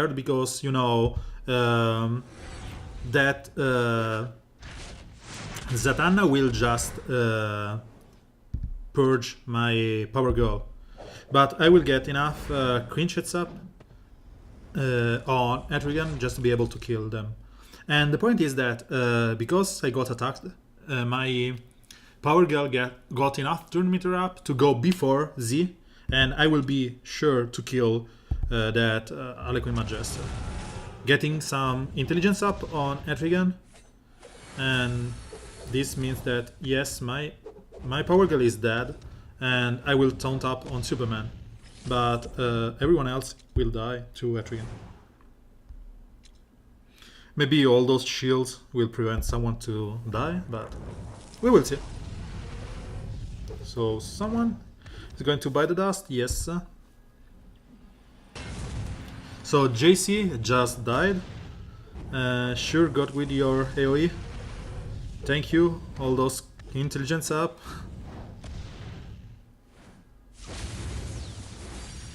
And here we want to either use the AoE and the first attack, so we want to remove all those overheals, because if not, I can end up losing my Superman.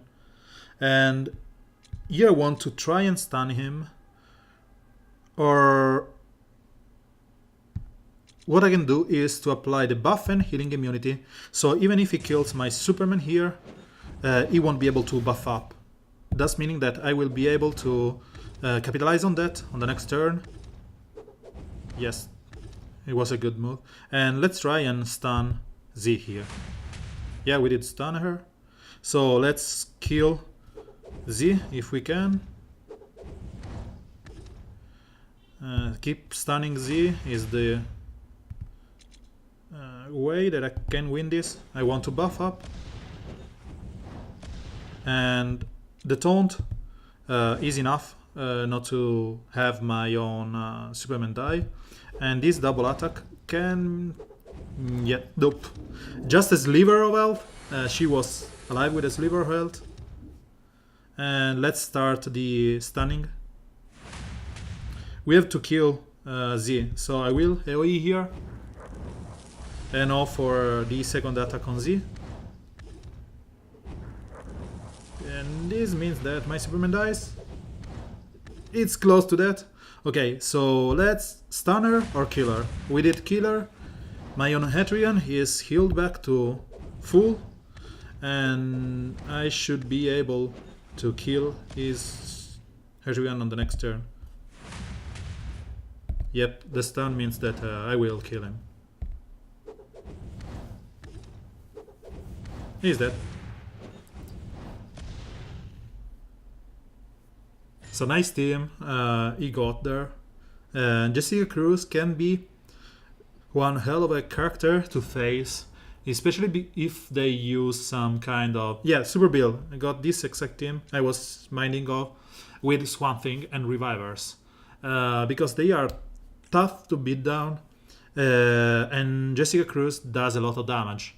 The issue that I have with that is that the current 3-star system heavily penalize you from using a character that is based upon revives or deaths, and there's not something that you want to see.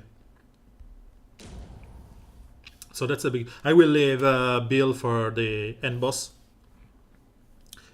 And again, Jessica Cruz she doesn't rely on that, but she will get more and more powerful as you are lost your guys.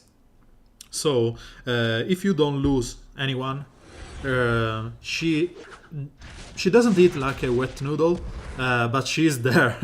And if you go with someone like Swampy or stuff like that, you will get so much out of her. That's good. Hi Winglight, welcome on Twitch and welcome to the stream.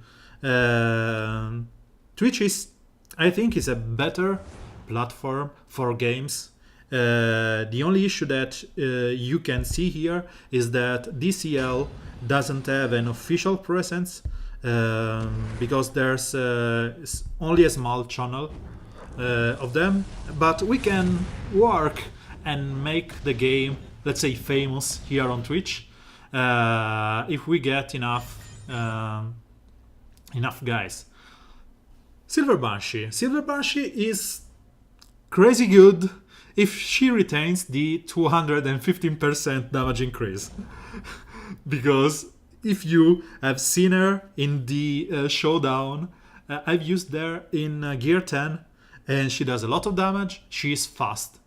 While in normal Gear 10, I don't have any chance to test her in Gear 11 because I don't have her gear enough. Yeah. In Gear 10 with normal speed and normal whatever, she is barely there. What I mean is that she is good at what she does, which is clearing all those immunity guys like Superman. She's so good at clearing Superman and Power Girl. But beside that, she's lackluster because... Please don't kill my Power Girl. Retaliate? Nope. She doesn't want to retaliate. And I think that... Oh, please. Let's bring these Archies down. Here I want to bring everyone down. Because that's the best thing that I can do. And this means that everyone dies. Sorry, I was distracted for a moment. I was thinking again on the next turn, so that's got out of the way. I was saying, Silver Banshee is crazy good at what she does. She purges those immunity from guys like Superman, Power Girl, even Etrigan, or all the other death immune, damage immune, crit immune guys. What she does good is applying healing immunity, because when she is capped, you have a 100% chance. Yeah. We got so many good guys in the previous month. Even Clayface, which is one I don't like at all, is one good guy that spawned new teams like the Robins one, and you know, is someone that you can build around, while Silver Banshee requires you to build around her, because she doesn't do anything good by herself. She applies healing immunity, which is the best thing that she does, and she applies 3 bleeds, but that's it. The stun are not that reliable. The stun are not reliable. The speed she has is not there. That's why I said if she retains all the buffs that she has in the current event, she is awesome. But if not, she is just barely there. And you know, if you check it up, Fanatic Jalapeno stream videos, you notice that he just said that she is a dumpster-like character. while other guys like Hatemel said she's a monster and she's one of the best character to level up to gear 11 legendary 5. I don't know why he said that, but if he trusts it, I'm with him. And to be honest, I just don't think she's good enough in the current meta, because Bane, as you can see, is there. We have Harlequin Magister. She has a prominence in the. Let's shut down Bane. She has a prominence in the meta, and he did went on the only guys that he shouldn't. Okay, so let's lose this star here because luck. He did even get the true meter up and true sight. So let's stun him. Hopefully, yep. Let's kill. Yep. That's point. 8 he has a chance to find the best, the best composition or the best way to get something out of the character, even the new one. Dio here is playing Datebayo on chat. He's playing his team with his Black Canary Batman Beyond team. So Batman Beyond just enabled Black Canary to go nuts because of that. And that's something that even one guy in Gear 8 can do. But when you need, let's say, Aquaman, the old guy, as a lead, and then you need to have more bleeds and more control to just avoid, because she's squishy, just to avoid her to die. You need Aquaman, you need a taunter in front of her, you need so many things to just make her work that she's not even that worth. And to be honest, everyone is good when you have Power Girl or Etrigan or Clayface or Harlequin Magister in front of them. And that's the issue. About Swamp Thing, it's one of the reworks that was, I think, a little bit out of the way. Because, he's just a monster. He can one-shot greens with some shield or overheal from nothing. And even if it doesn't kill them, he will apply all those bleeds, 5 bleeds, permanent bleeds. And he will apply the Enrage and healing immunity. That means that if it doesn't kill your Power Girl on the spot, she won't be able to heal herself with the Strength Up. So, and she will only be able to attack once and not, let's say, taunt up to rack up some intelligence, Strength Up or whatever. So yes, the Swampy is just nuts, and we have to deal with that. Give me a second, I will be back.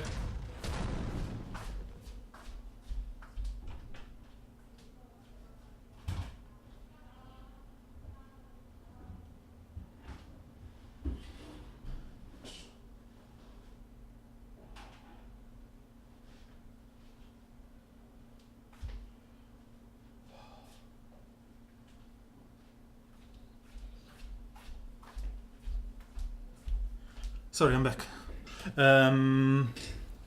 Yeah, the bleed can't miss. So Superboy, I won't spend those, to be honest. I won't spend those gems on him because as much as I love him,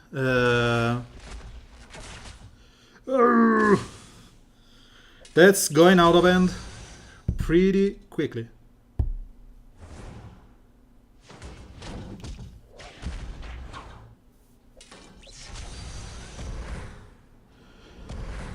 She had a chance to kill Harlequin Magister, I was saying about Superboy.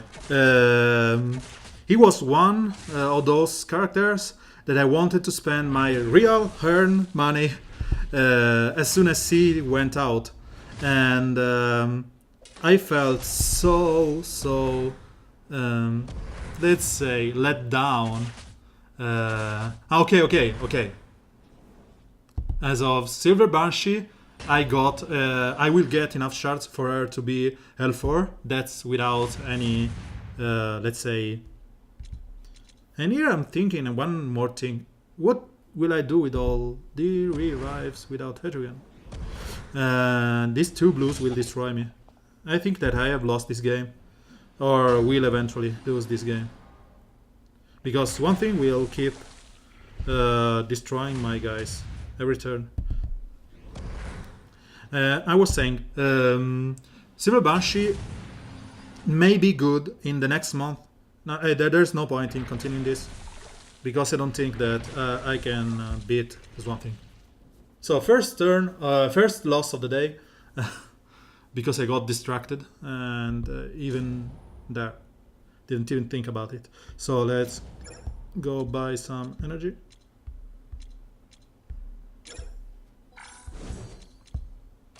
Let's go back to it.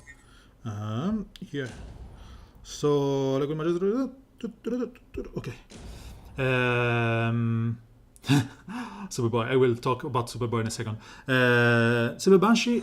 I think it's at any level of the game. It's good to get to enough shards for L4.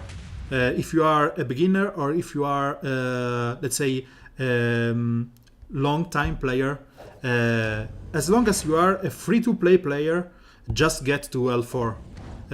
If you are a whale and you can afford to waste all that energy, then by all means, just get her to L5. To me, I just need all that energy, wasted energy. So I won't even go there, and I will taunt up here because Superman has more ways to heal up than Power Girl. I want to have a 50-50 chance to get some health back. So I was saying, the Power Girl is gone. Let's AoE here, so we will remove that stupid green arrow.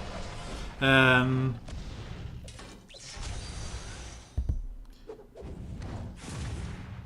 need to not to distract myself, and I need to kill with healing immunity that stupid blue thingy.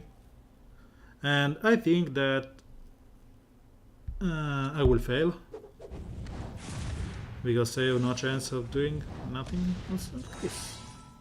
So let's go again, and this means that I will go next like this. It will kill 2 of them. So the AoE here will kill 3 of them.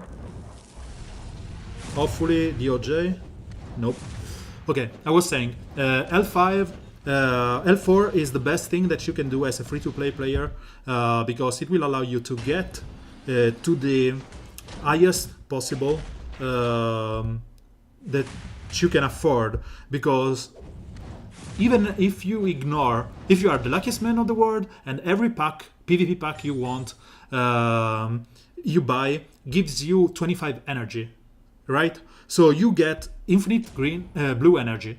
The issue is that you will need 100,000 legendary essence. That's 4.2k gems to get there. And the 100 legendary essence is just a pain, because those 4ks are better spent on something else.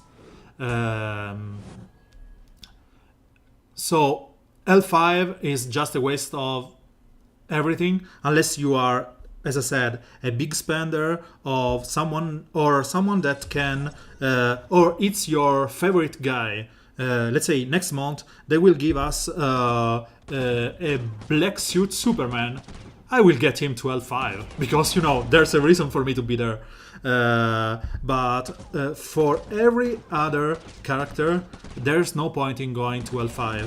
For the reason I stated before, the one that 100,000 gems, it's a big waste. And the second reason is that, as you may notice, the featured monthly character usually return in a way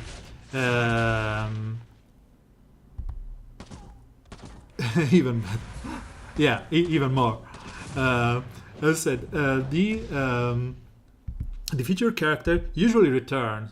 This means that maybe in PvP or PvE or whatever, I don't know if you noticed that they didn't even take a turn here because of Red Hood. This team is crazy good. I was saying, they return, so the excess shards that you get, there are people with like 10,000 million Robin shards because they did get him to L5 when he was out. And then we had PvP week, which if you just play and you are a good guy, you will get at least some shards. And then what do you do with those shards that you have more than enough? And that's an issue. As of Grodd, I hope that he is good, because he is someone that can destroy some current OP guys like Etrigan, even if on opposing affinity, because he will steal those intellect up, which is the best part of Etrigan. But on the long run, I don't think he's worth enough because he still relies on the stupid dead ally stuff. And such reliance on your dead team members means that you will lose stars. And if I'm whining at the moment about having to spend more gems to get to top 100, imagine if I had to spend way more, because instead of getting 3 stars from fight like this, I will just get 1 star or 2 stars. Okay, so it's more and more aggravating as we go. So I have a bunch of creatures up, a bunch of strengths up, so this should mean Bane and Allegri Magister should be dead. Yes, they are clearly on the verge of death. And it's okay. So let's kill Bane. We will get that Jessica Cruz, which is some pain. Because she will attack twice. She already used her AoE and shields up. So this means that she is attacking twice every turn. But I hope that this AoE will kill as many of them as possible. I was banking on. Yeah, Darren. I'm finding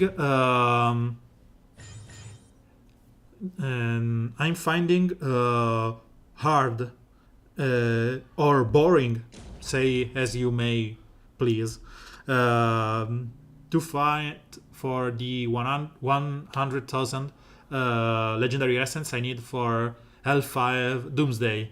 And the only thing that is making me even thinking about it is because I love the character. I have a whole series about him, so I don't care if it's just stupid or if it's pointless, but I just want him. And what I was saying before is that, as you may see here, I'm on the verge of 100. Let's say I was, my rank was 100 and 400, say, and I don't want to be into this here, rank 1500. I should wait to collect here and just play in the battle log part because the team that I will meet up there will be just nightmarish. Going back to the 3-star system, yes, I agree. It's a complete and utter waste of time when you want to play with some guys that you love, Doomsday, for example, or I love Lobo from the comics. But you are, let's say, penalized if you do that. It's not only the fact that you will waste your gems or whatever in the gear. I don't care about that. I have gear 10 Lobo since a while. But the point is that if you use a character that relies on his own death to do something, and you get penalized for that, I think that's just pointless. I want to be able to use Lobo, have him die twice or thrice, and still be able to get the maximum star possible. But I think in the end it's something like more of a compromise, where you choose to have fun with the guys that you love, or just win everything. Yeah, I'm with you, Winglight. Just trust in what you want. If you like the Batman, just level to gear 11, L5, all of them. I'm doing that for every Superman character that they will give us, and I will do that for Doomsday, and eventually, if I have been given the chance, I will probably do all the Super Family guys. That means Supergirl, Superboy, even if it's not that good, and all the one that they will give in the next month. I think that was Clint Minor on YouTube on a video comment that he said that I am one of those guys that plays by heart. And I think that I don't know if he meant like instead of logic, because there's no point in having Superman at L5 if I don't use him in the last point, which is the taunt to meter up. And I don't know if he was just joking or if he didn't mean that, but I think that it's a game.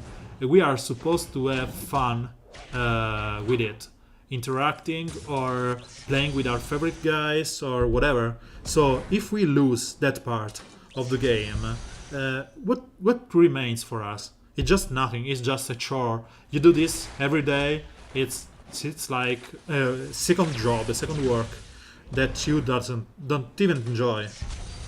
So yes, all this long ramble is if you really like your Superman, go with that. Sorry.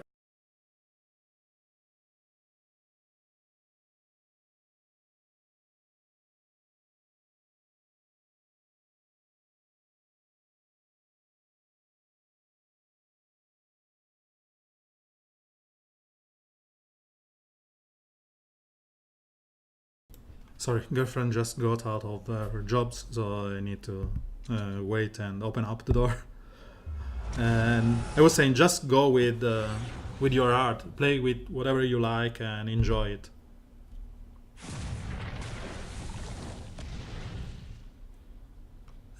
Give me another second. I will be back in a second.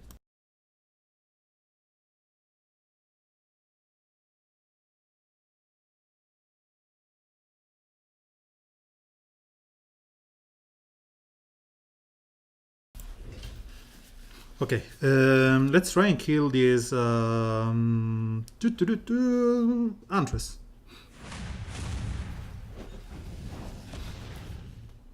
And then it's Cyborg, because eventually DOJ will bleed. Yep.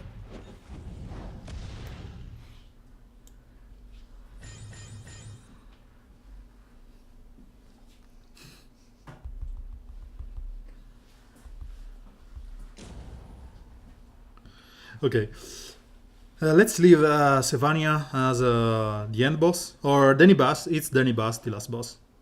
Both they are Batgirl L5, so I will skip the 3 butt girl and leave them as the last one. Oh, we did even have 8 mil. And that's something that I posted on Reddit, which is an issue.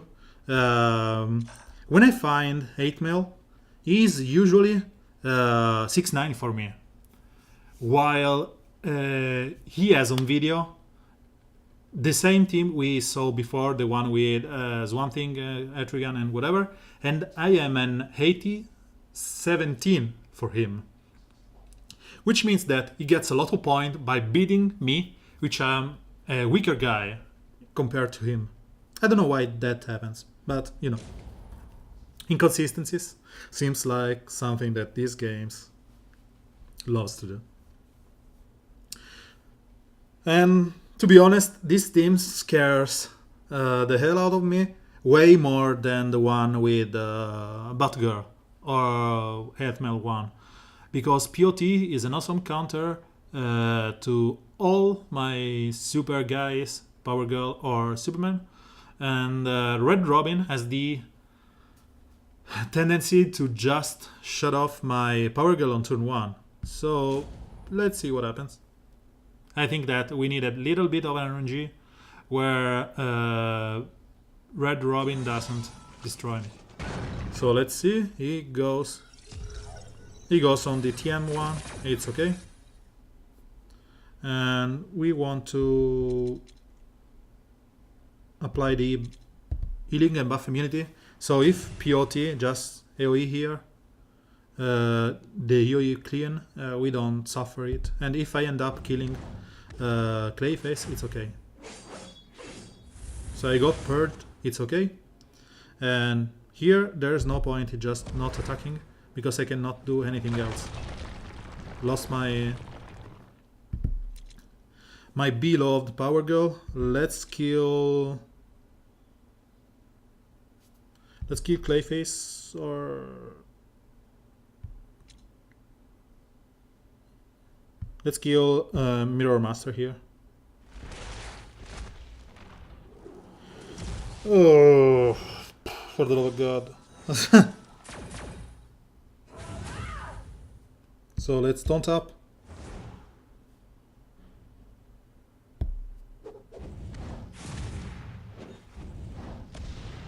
I have to kill that stupid Red Robin as soon as possible. So let's try. Okay.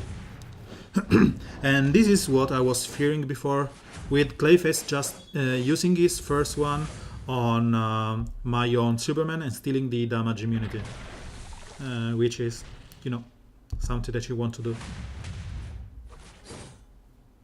So let's try and kill POT. Yep, and we are done here. We lost 2 stars because of the unlucky attack from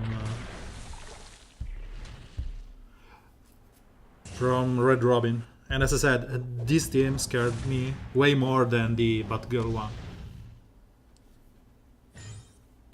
Yep, there's no 3-starring, guys. It's okay. And I should be on the verge of top 100, yes. And I hope to get those 200 points before the end of the day. But I think that I will need to grind hard tomorrow to get into top 100, because I expect top 100 to be at 2,800. So I still need 400 points, which is not easy to come by with all those stupid 3-6 that I get.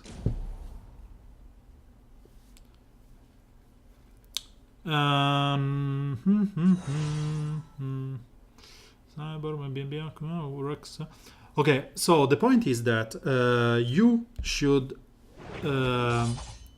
always save your gems. Because the issue that you have is that if you bring some characters too high respect other one, you will end up destroying. Yep, I agree with you, Darren. Let's hope so. I was saying, if you level up your guys, you may end up destroying your red alert. And the most important thing in this game at the moment, the best way to get shards for a new player or returning one, it's red alert. You will get up to 30 shards each day, so don't screw up that. Or if you did screw up this, the red alert, just get back to it. So level up the rest of your roster up to the best guys you have. Until you have, let's say, balanced roster. As of Grod, I think that it may end up being another MMH, but Constantine was one of the most hyped character in the game, and he ended up being fine, if not awesome. Yeah, I would say that he is just a crazy good character, but you may at least say that it's good. He opened up a new niche of let's say new niche of meta, where he enables guys like Doomsday, or will he enables like full caster type of teams with Harlequin Magister bringing intelligence down on opponents, and the rest of your team capitalize on that. So Constantine was one of the most loved character in the game, and they did it in one of the best way that it could. As of the Grod, I don't know, many guys said that his turn duration are not there. Seems that he taps from his passive last 2 turns, while the other lasts just 1 turn, which is not something that you want to see. And let's try and stun her.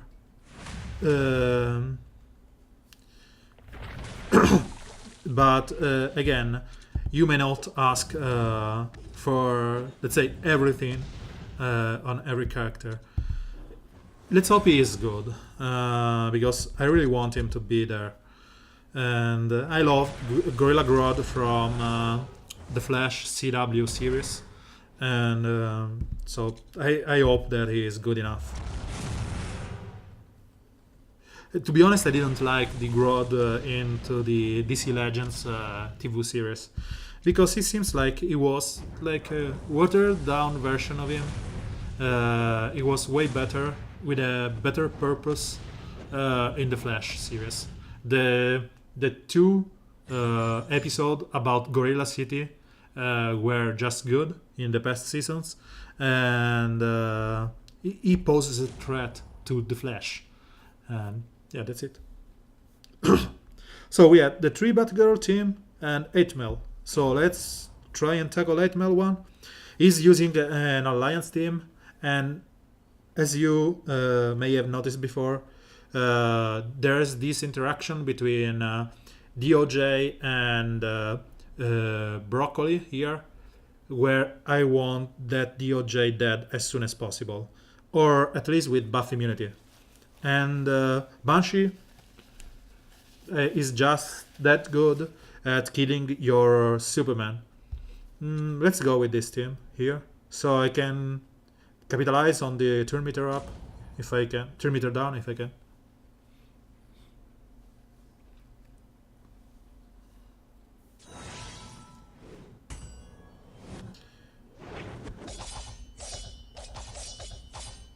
So I didn't get any kind of turn meter up on Harlequin Magister, and here I want to apply bleeds and some damage on Silver Banshee, because if I get to kill her, I will kill her here. They will lose turn meter, and this will allow me to get something out of it, maybe kill all of them before they get a chance to get the turn meter up.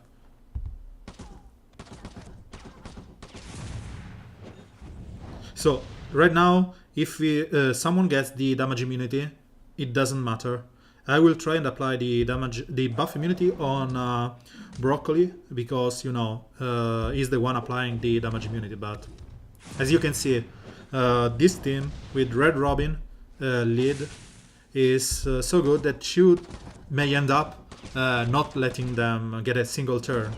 And people were whining that Redwood was phased out of the meta as soon as they introduced the nerfed version of Lobo and Deathstroke.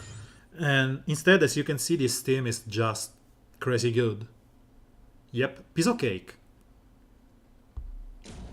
You get so many turns in a row with Redwood's first giving himself the proc on the 2 and the 2 giving him up to 15% turn meters up. That is just crazy.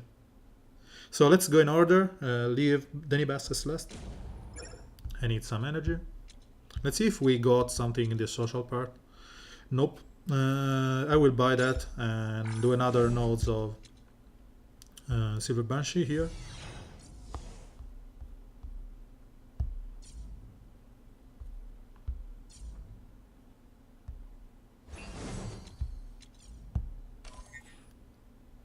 And let's check if I felt... No, I am still where I want to be here.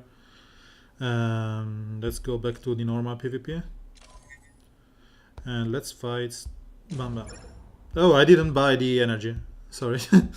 I went there to buy the energy and instead bought the PvE one. Bam bam.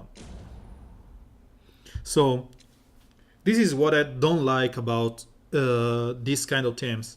And to be honest, I could even go to something like more punishing here, using my own Alleged Magister.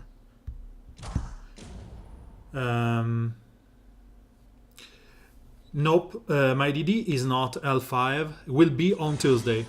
Because I want, as I said, I wanted to have his first video on day one, because, you know, I am one of the Doomsday lovers.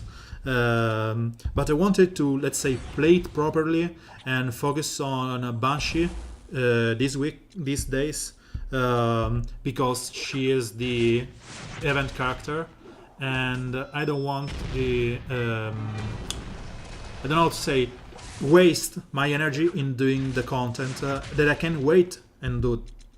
And that's the big reason I didn't have my L5 Doomsday as today.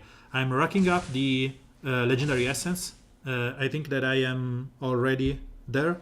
I should be around 80k, and I will have everything I need on Tuesday, because tomorrow is a PvE day. Thus no event for me, and yesterday and today were PvP days, but there's still up the Silver Banshee event, and I want to screw things up. That's why he's not L5 today. But I promised myself to, as he's already geared up, and I just need the the legendary essence for him to be there. I promised myself that I will do, let's say, an exclusive board clear with him in various composition, just to showcase how awesome he is. And about the Batgirl teams, as you can see, they are, let's say, tackled easily with something like Steppenwolf, because you won't be able to miss, and you will snowball with all his chance up. Here we have a boring Swamp Thing, which we want to apply healing immunity. That's a shame. So I will save my can't miss move on turn 1, just to be able to use it on Swamp Thing when the time comes. And the boring thing about this my opponent composition is that he's using Batman Beyond. So he racks up some evasion at the start of the game, and it chants down on the subsequent turns. And right now I have the chance just to miss on Harlequin Magister because of that.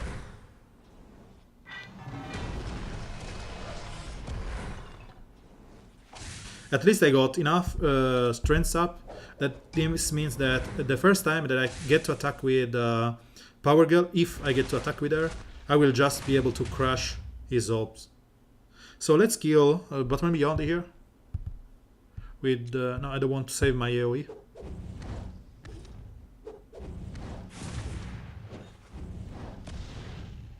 And let's try and kill Bottom and Beyond.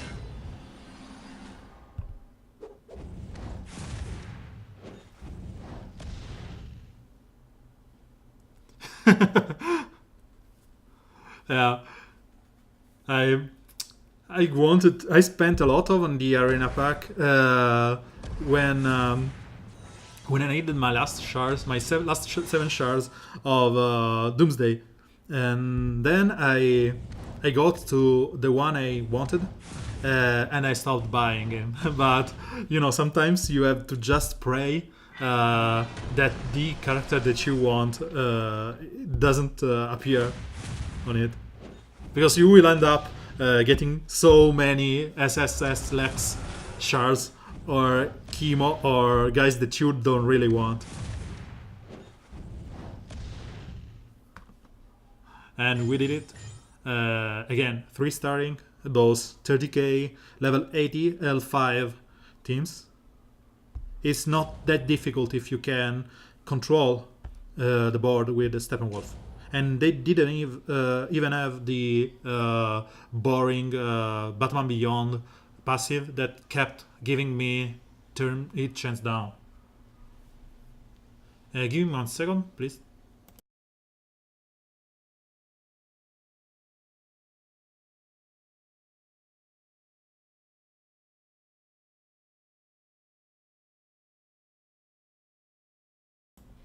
Okay. Yeah. Here we have Danny Bass, Banshee, Etrigan, and Clayface. So the best thing here is to just swap our guys with Harlequin Majester. Superman can stay because I need the healing immunity on Clayface. So again, yes, let's go like this. This will be interesting because, you know, they have big damaging guys in Etrigan and Batgirl. Batgirl does a lot of damage if she is uncontested. Let's fail here. Nope, we didn't. If she is uncontested, Batgirl will do a lot of damage. So my Harlequin Majester got purged with 6 stack of evasion up. That's nice. It always happened to me. I don't know why that stupid Banshee is proccing all around all the day, but you know.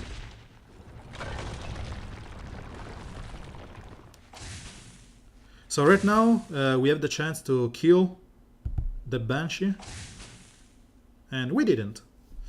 So let's don't up here and let's try and kill the Banshee. So right now Adrian should AoE. That means that he will be able to kill my Steppenwolf.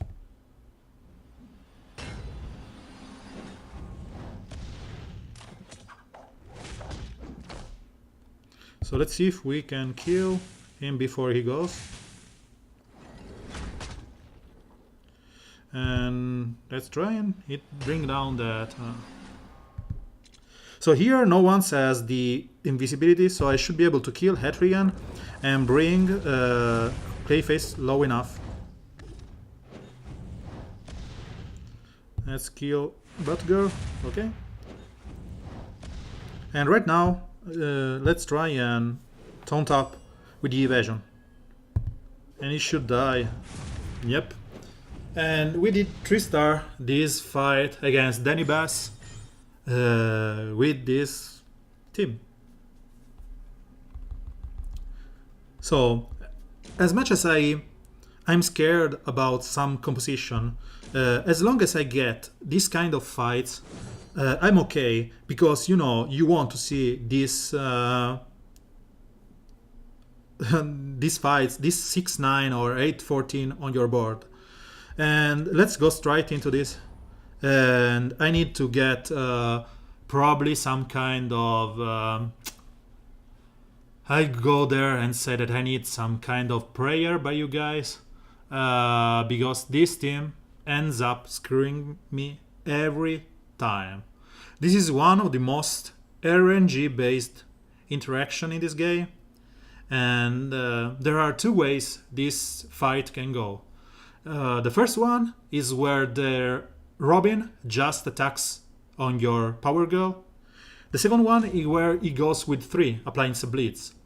And the second one, the first thing that happens depends on Red Robin. If he buffs up with True Sight, it's good. If he starts purging my guys, that's bad.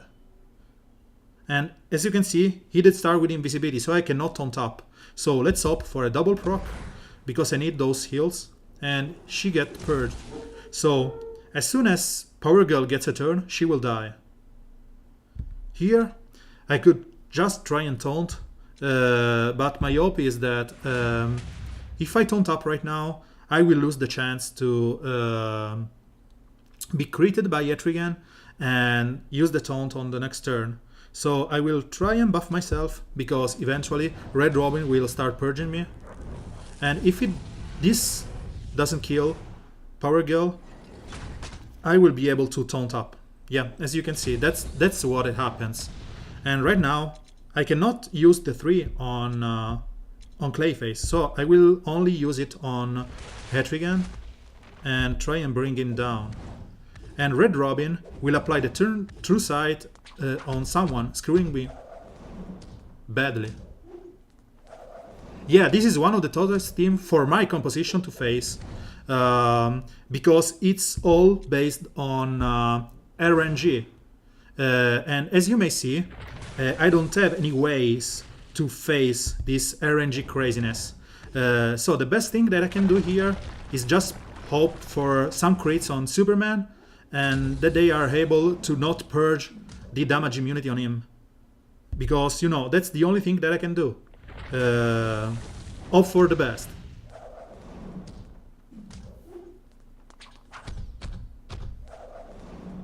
And as you can see, Red Robin is still critting as mad here. I still have the damage immunity, right? Yes. So I want to apply... The only thing that I can do here is to try and bring Robin down, so I can hopefully try and kill him with a double proc from Etrigan. Nope. And as you can see, there are so many ways this can go wrong. And sadly, Red Robin keeping applying debuffs on my team means that Etrigan won't be able to get those buff up. So even if I kill Robin here, my Etrigan won't be able to get the intelligence up. So I have to opt for, let's say, going longer with this and trying to capitalize on the... So I did taunt, there's no biggie. The biggie is here that Superman is damage immune still, so he won't be able to die. And Etrigan did went on the wrong target possible. So let's try and kill... I want to apply the healing immunity here, because I don't want him to steal my damage immunity.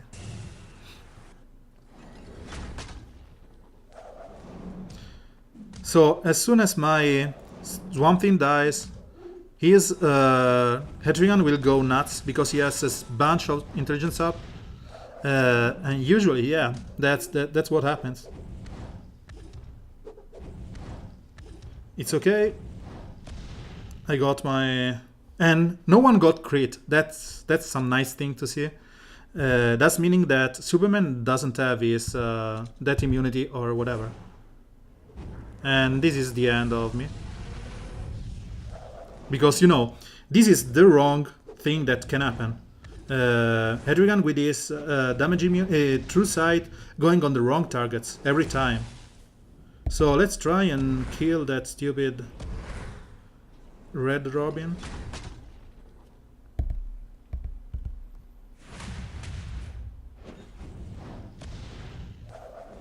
I can kill Hedrigan with Superman and Power Girl if I get to kill... if I get some death immunity on Power Girl. Yes, I can do that. And now if Superman gets the damage immunity... Now you need those stuns. The issue with Lobo is that you may not get... so he will buff up right now. I want to prevent this.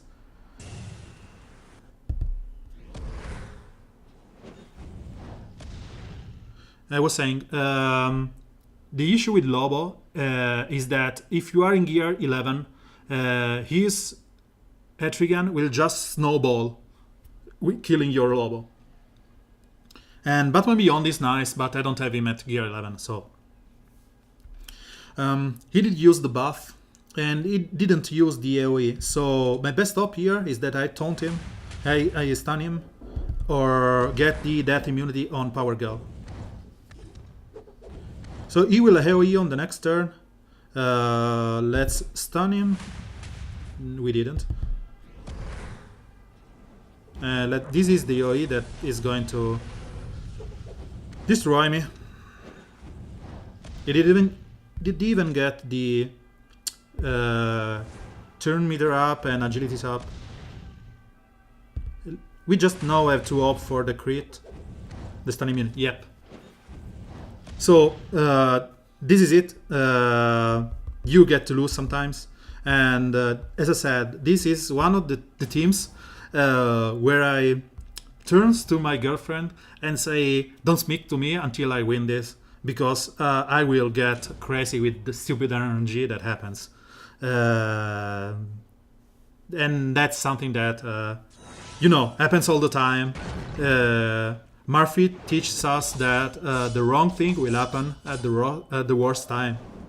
As you can see here, we got one silence from Robin, and Red Robin just did proc on the same target, meaning that she won't get any buff. She will have the that immunity and whatever. That's just it. So as soon as Etrigan goes with his AoE, we will lose our own Power Girl, because she won't be able to heal. And this is the same as the fight before.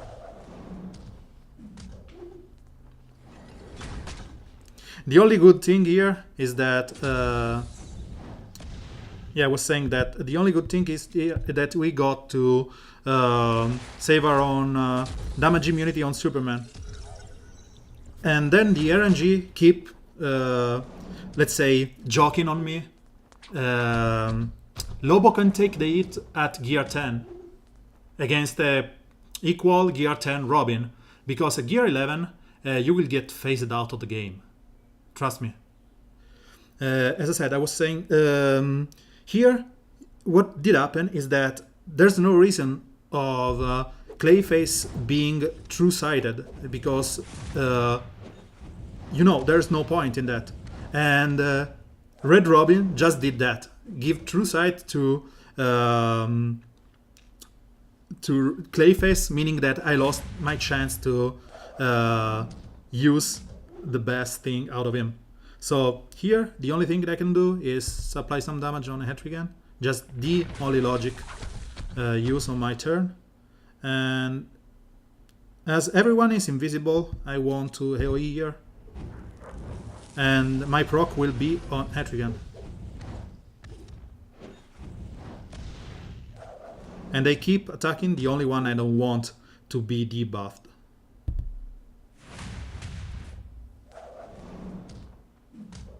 As you can see, when things can go wrong, they will go wrong in the worst way possible.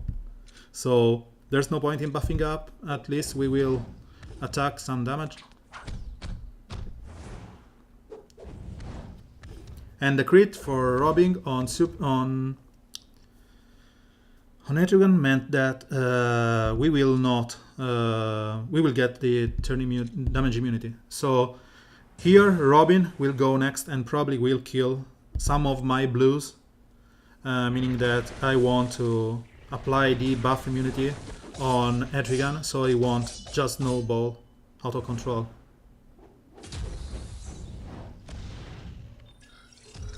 He gave True Sight to himself. Sure. And this means that everyone will rest up. No, didn't kill my... Okay, let's keep it going. If I get to use my 3... Nope, he died.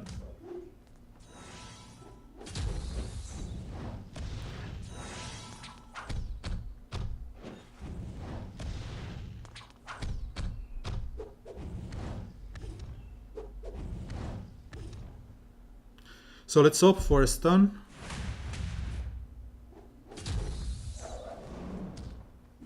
Again, the wrong possible target. Which are the two that you want to not have buff immunity? They want the buff themselves, and you see what happens.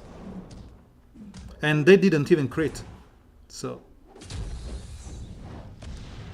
as I said, this team gives me headaches because of that. Just RNG at its pure state, and yeah, let's get out of it. Unless I get to... Nope.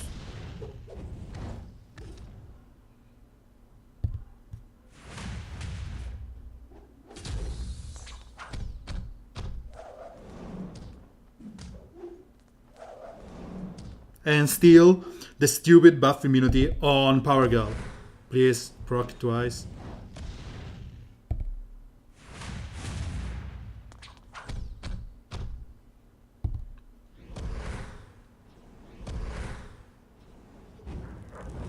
At least we got the death immunity. That means that she cannot die to Etrigan.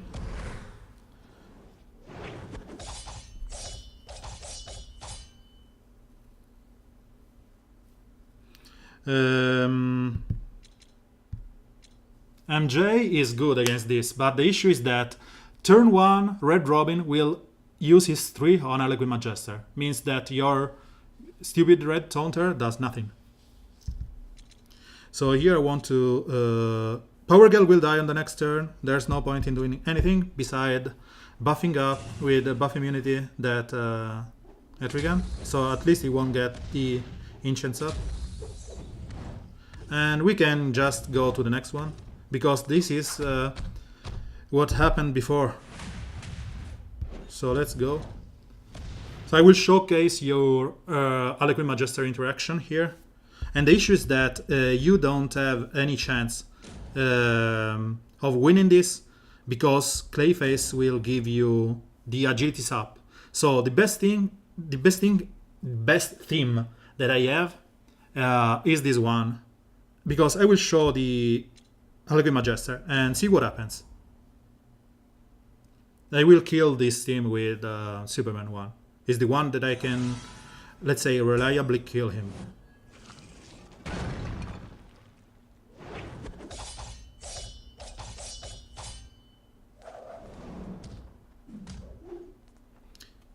So as you can see, she doesn't retaliate because of the invisibility on everyone. And let's try and kill Etrigan.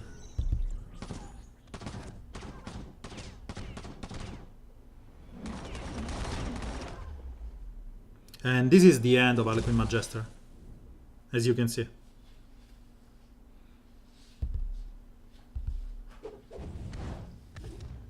And you don't have any good way to get her up or recover all those. You don't have any health gaining skill. And the proc from the invisibility from Red Robin just purged the bleeds from Red Dude. So Harlequin Magister is dead as soon as she gets a turn. As I said, I can kill this team with the Superman 1. But you need so many things to line up correctly. That's just a bunch of nonsense. And as you may have noticed, his Red Robin is proccing every turn, while my own Red Robin didn't even attack once.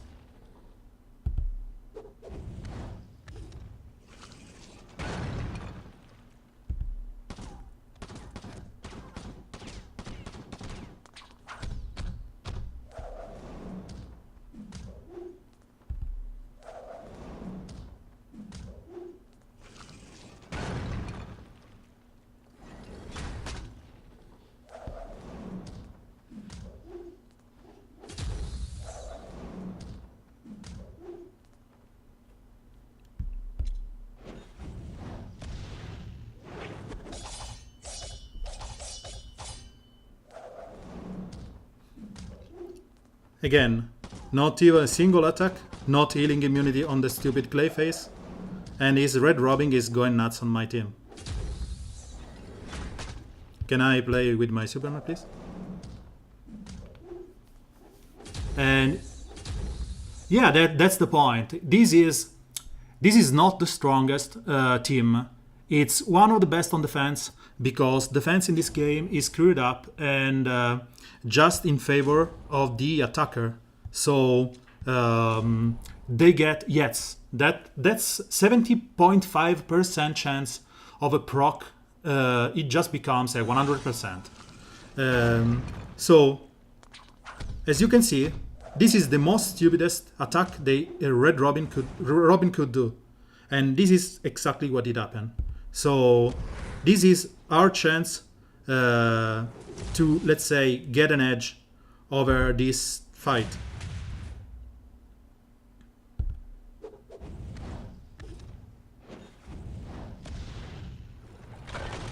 Because I didn't even get a crit here, which is complete and utter stupidity.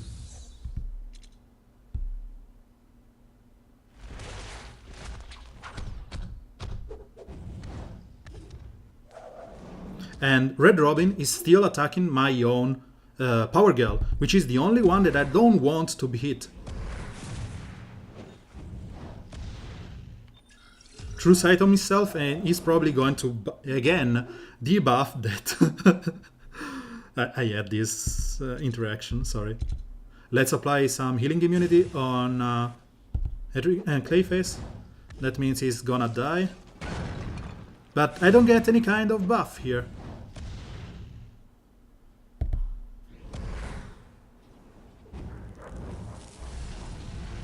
He did crit on my Power Girl. This means that Superman has the death immunity, damage immunity, whatever. And let's hope we double. Yep. As I said, the Superman one is the one that I can reliably win. But they have to do some crazy stupid things for me to win. And I need a little bit of, let's say, luck.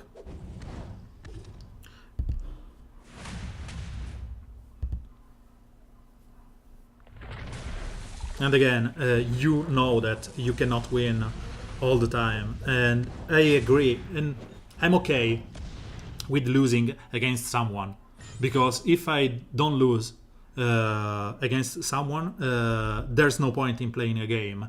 When you don't need anything in life, there's no point in living. So in the end, we did win this, but yeah, you know, it's just aggravating, boring.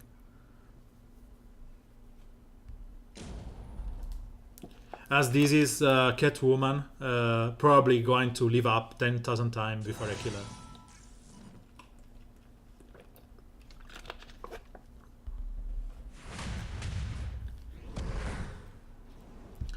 So here you want to AoE Catwoman as soon as possible, but when you do that, you will probably get some... Yep, as I said, when you do that, you will get some procs from the taunt of DOJ, meaning that the attack does nothing. So I want to prevent all those shenanigans here, and especially I want to prevent the AoE from Power Girl. So applying the healing immunity and Enrage means that she can only attack Superman. I'm losing all my stuff. It's okay here. Let's don't up. And let's kill Power Girl. Hi Ogre, welcome to the stream and welcome on Twitch. I just got against the stupidest ever team with double Red Robin and Clayface and Adrian. You know, RNG at its pure. I want to save my healing immunity for Catwoman. Because, you know, she will be the one making me cry in the end. Stealing all my damage immunity, that immunity, and whatever. So let's kill her.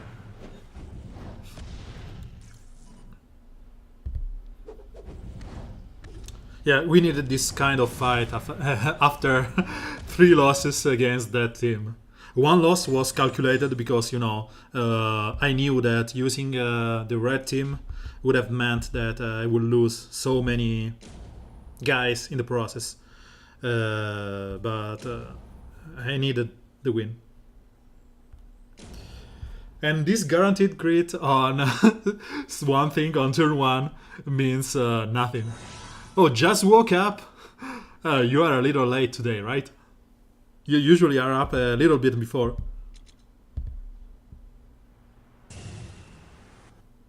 So let's try and kill Swamp Thing. Yep. So we should be safe here. Even against the guaranteed crit for Z on turn 1. We'll bring Power Girl down enough, but we'll be fine. And this will kill Arceus.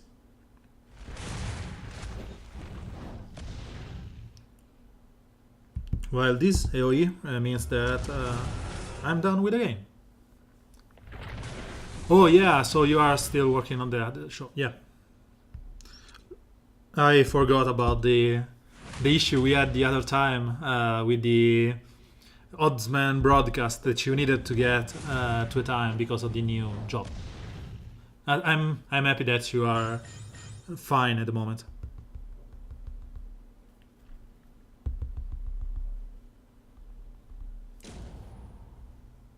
And I'm envious of your Aquaman. I have enough shards for L4, but I don't have the gear at the moment. I think I have the gear, but I don't know if I want to invest in there. I'm just waiting for Grodd. So this is... yeah, let's go like this. It's a gear 10 guy. We don't care about Alliance Point. I should be around at 200, so it should be okay. And I didn't even miss here. Yeah, as I said, I'm waiting for Grodd to make an appearance. I'm finding the time to grind for him. I will stream tomorrow too at the reset, let's say, because I need those shards, and I will skip gearing up my Ogre, and I will gear him instead.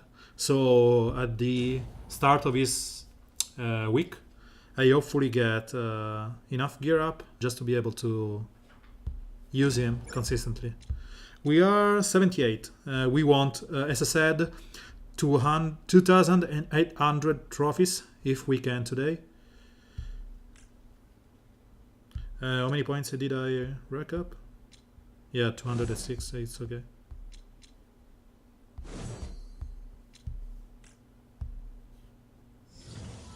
So let's buy some energy.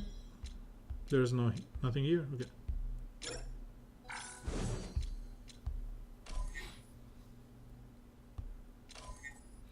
Let me check for a moment here if I'm going down. No, we are still fine. I don't think I'll move that much after being in that spot, because, you know, I think that the people that wanted top 100 are fighting for top 100, and the other one are just going up.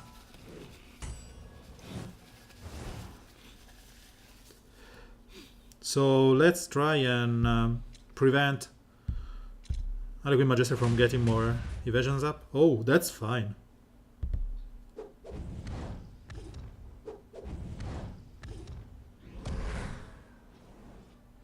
That's awesome, because if we miss, she won't be able to get those evasion up. Let's add those creatures up.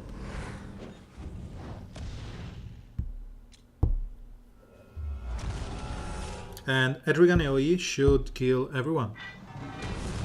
Because Power Girl will go before. Nope, she didn't.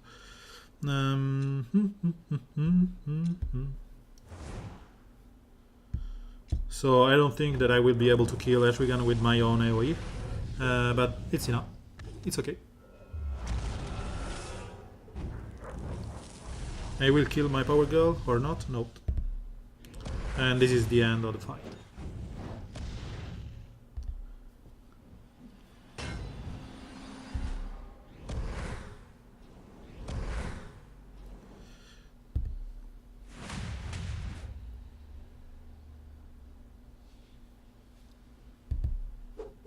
Oh. You're talking about the Red Robin one, right?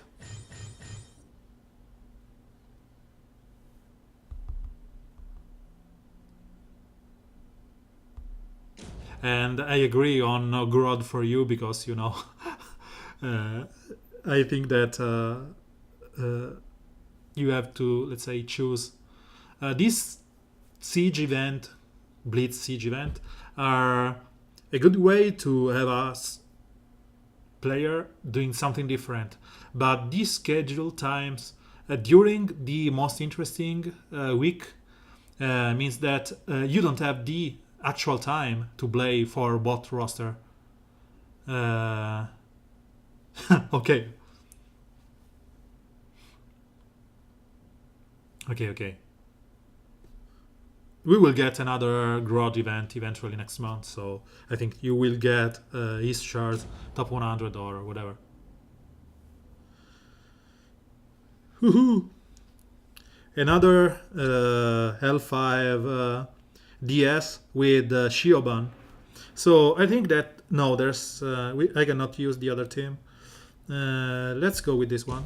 Shioban will be eventually dealt with by Swamp Thing or Etrigan.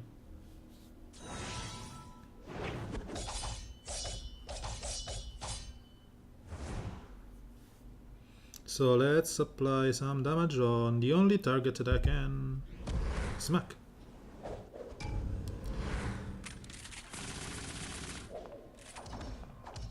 All those bleeds.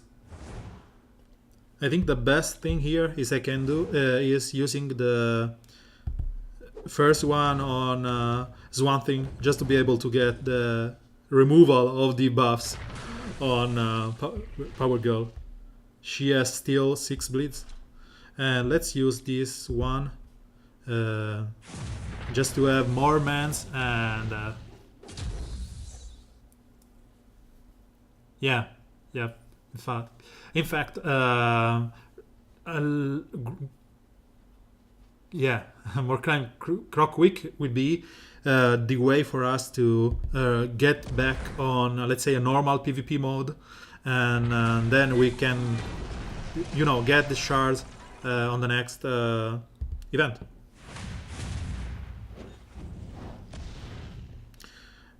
Are you going to get Croc to Gear 11? Or you won't?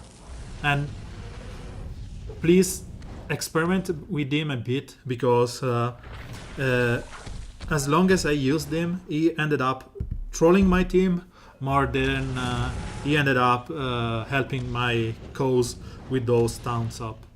Because, you know, sometimes you get the wrong moment, the worst moment, just to, you know, I already talked about this last week's stream, and the issue that I had the other time was that let's play it safely with Steppenwolf against Batman Beyond. The issue that I had was that I was with Etrigan and 3 other guys against Arceus and the rest of his team. I managed to kill some of them, and then Arceus just issued challenge on my own Killer Croc, killing him. But in doing this, in the process, he got his Taunt Up. So he had that immunity due to issue challenge and the Taunt Up. I was forced to attack a shielded Death Immune. I cannot attack here. I was forced to attack a shielded Death Immune Arceus Chimak. That meant my whole team just got destroyed. And then Etrigan eventually killed him, but it was just so trolly that I was just, I couldn't take any more. And Banshee is nice, but as I said, she's so squishy that I hope that you get to use your Lobo to protect her, or Chemo if you get to taunt him. Because she's made of paper. Wet paper.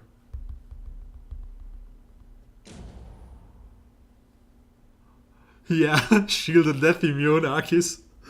And every time you did attack him, he refused to get the turn meter up. So you kept smashing around him and he kept retaliating and killing your guys. Sometimes the game just laughs on you. And this is the same team as before that I was scared of playing against. So I will go with the same team I went. Yeah, that's something that I hope that happens, because I tested Banshee with Cheetah-led team and Siren, and she didn't go invisible once in the whole game. But to be honest, I was playing with the with an horrible skilled Banshee, and I think that she has like a low chance to be invisible. I think it's 25-ish or something.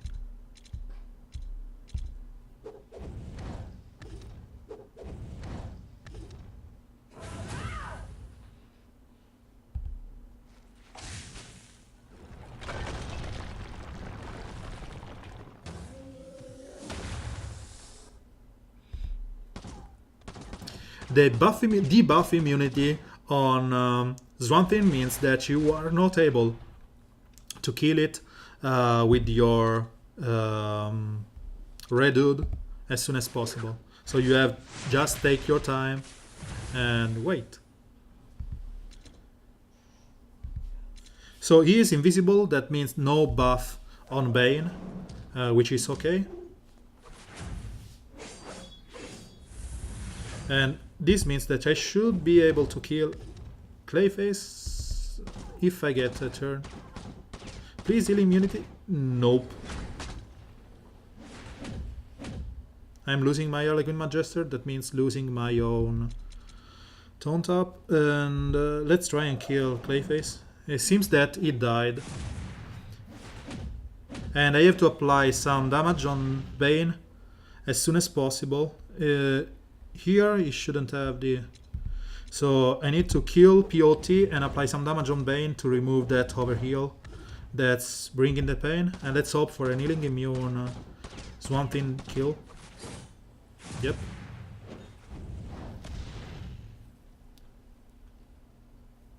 Yeah, I think that the invisibility on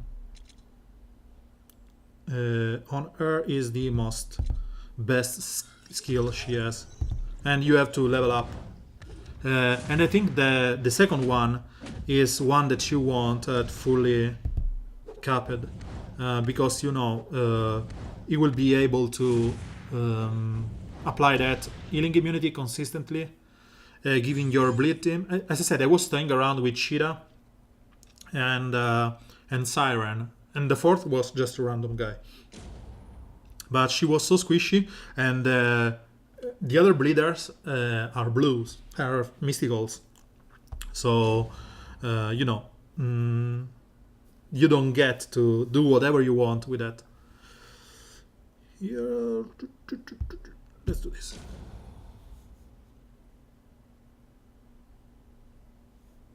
But I hope that you showcase her in a team that benefits from the rest of the composition, so I can decide, let's say, have an informed choice when I get her to L11, to gear 11.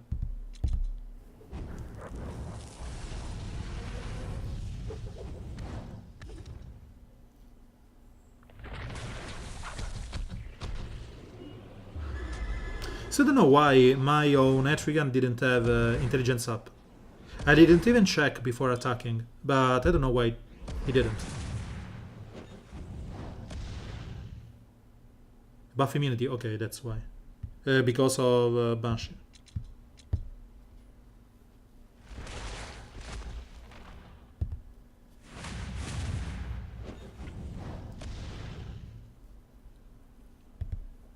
I'm waiting for that to happen.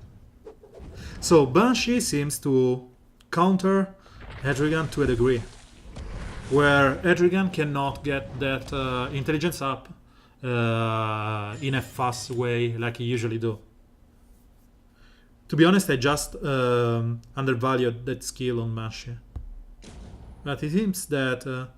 let me check. Banshee. So, as you can see, my skill is pretty low here, because I was saving my blues for Grodd. So this one seems to be mandatory third one, or second one? Third one. Because you want the two as first, then you want this one, because it will procs from her 2, and then you want this one, the third one. So, yes, I think this one is the worst. The first one is the worst. And yep, as I said, she's there. She's at gear 10, and I didn't even skill up her as much as I could to the third bleed here, and to the thing that I could into the other skills. And I suppose that the invisibility is one thing that you need the most, as you are correctly saying, because it's her only way to get some survivability. So let's clear this board, and yeah, another scary team, another full L5. At least we don't have any stupid RNG led Robin turn meter up. And as usual, I'm scared of this team because, you know, POT will counter my Power Girl, and you know, that's it. So this 7.5% just happened on my own Power Girl against Red Robin. I got Bird, yes, you know, it happens. And let's get some buff here, because, you know, if I don't, Robins will destroy me. And the nice thing is that they don't even bother to crit.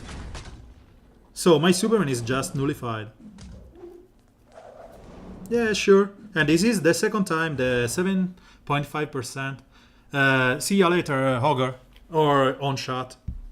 My 7.5% chance of the double proc just happened. But we didn't knew that this matchup was so boring. And Robin did get his invisibility, so for sure that stupid Clayface has now removed the healing immunity. Yeah, sure, let's kill him.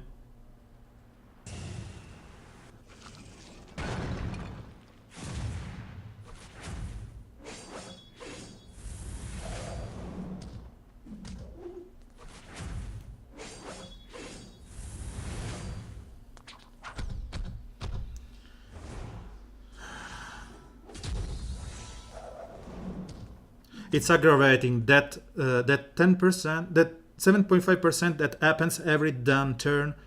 It's so damn boring.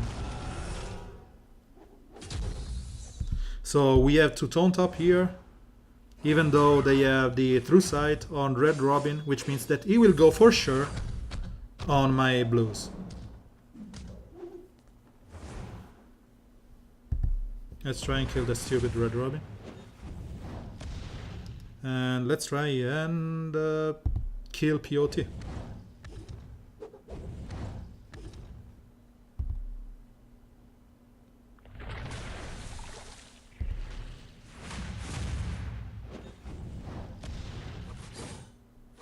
Yeah, sure. Make me lose another star.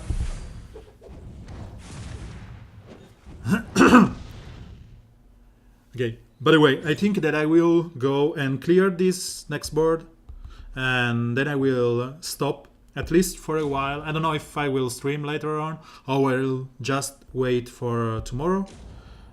So just one more board clear for me, and we are done.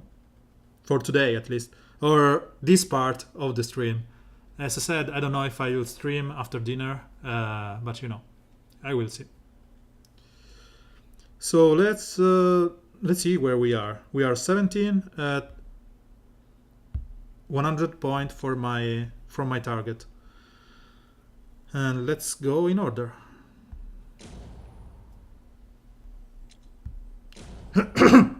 Sorry.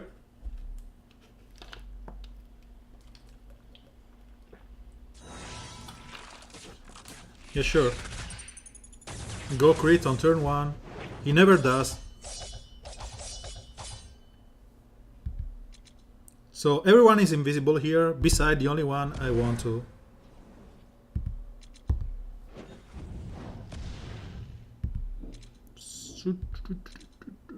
Let's taunt up.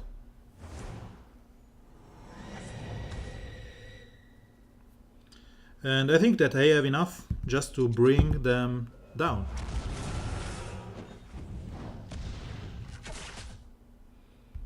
This should mean that I can kill no one.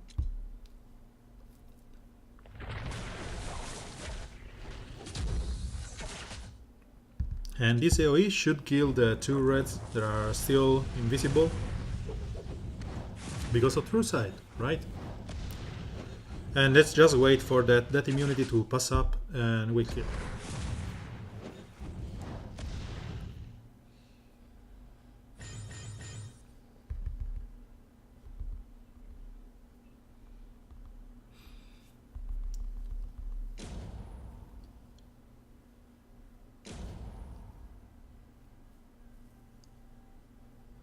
Another of those crazy RNG teams, but they are not gear 11, so I should be able to kill them as soon as I kill one of them with an AoE from Etrigan.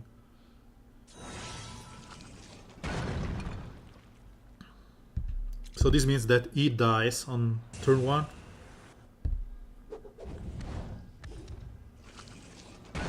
And he died with the healing immunity, so I don't care if I kill Swamp Thing right now. Let's try and do the only thing that we can do. I thought that I could attack Bane, but they are invisible. Still. So let's kill Swamp Thing with the healing immunity one. And let's go crazy. Stop purging my intelligence up.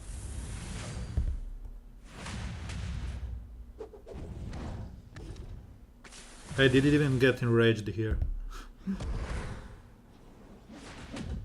I don't know why. Because, you know, I probably ended up applying the enrage on... No, I don't know why I did get enraged, because the only one that could move the enrage was POT, but I used my enrage skill on Clayface, so I don't know why. I will check the clip after it's done. And if I did the things correctly here, the stream will still be on YouTube tomorrow. or as soon as it's done. I think you need 24 hours between the streams and the actual day to be able for Twitch to move the stream from Twitch TV to YouTube. Because if I got it right, they want some kind of exclusive on your content. And that's the reason that I cannot stream on both here and YouTube. The other time was an exception because I'm not going to do it, let's say, continuously. But the quality is lower if I do that. And some guys did even tell me that they had some kind of slowdowns on the two streams, both YouTube and Twitch. And you know, you don't want that. You want to be able to enjoy the experience as much as you can. Sure, got on and death immune, damage immune, Superman. I will still be here. And you?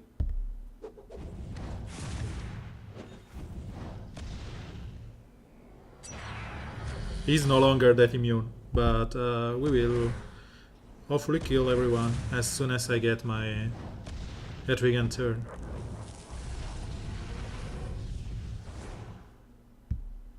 So let's apply some damage on cubes. Kill cubes. And burn everything.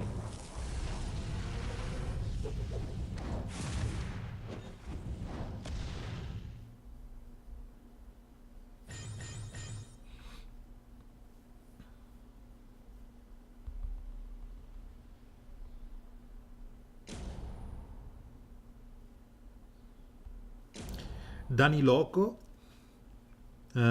which is a interesting team. You don't get to see Al Jordan. This strange thing here is that it doesn't even have an L3 Al Jordan. So I suppose he is a free-to-play player which doesn't decide to go deep in farming Al Jordan. Because, you know, it's available from every other node in PvE. So you could take him to L10,000 for free. And here I want to go on Al Jordan because he usually goes for his purge on turn 1, and if possible you want to not be stunned by Al Jordan. And here I want to apply some enrage for the same reason. I just don't want him to be able to purge my guys. In the meanwhile, I will kill him. So let's keep taunting, so Etrigan won't do any crazy thing.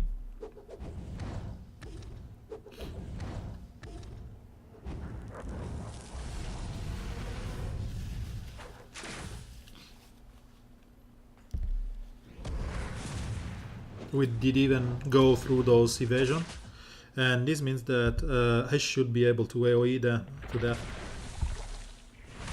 as I get my turn. There's not even a point in going there. I should have used my AoE, because if I didn't get the double proc chance, I could haven't killed him. But the AoE allowed me to have some sure damage on Etrigan, and again, I was, let's say, sure that I could kill him.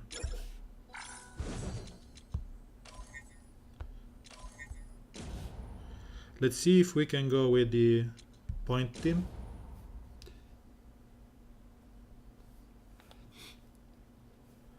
Dun, dun, dun, dun, dun. Let's apply whatever bleeds here.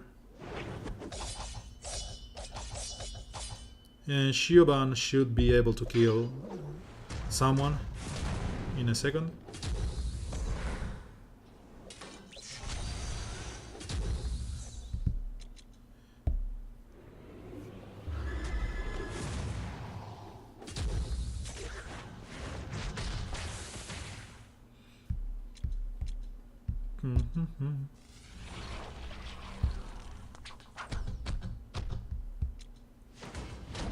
Hi, Ogre.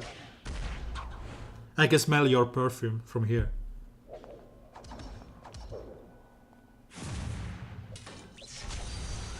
As I said, while you were away, I will clear this board and then we'll go off for dinner. And I don't know if I will be back after dinner, so in a couple of hours.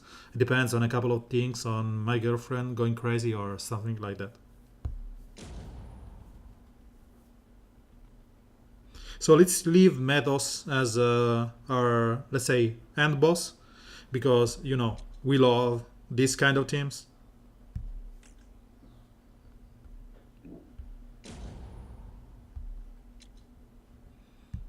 Nope, there's an Harlequin Magister, I didn't see it. So, okay. At least I didn't get any enrages. So what I want to do here is to keep taunting, or... Yep, I want to keep taunting. No, there's no point. Just let's hope that I get to smack her and apply some damage here. Let's buff up.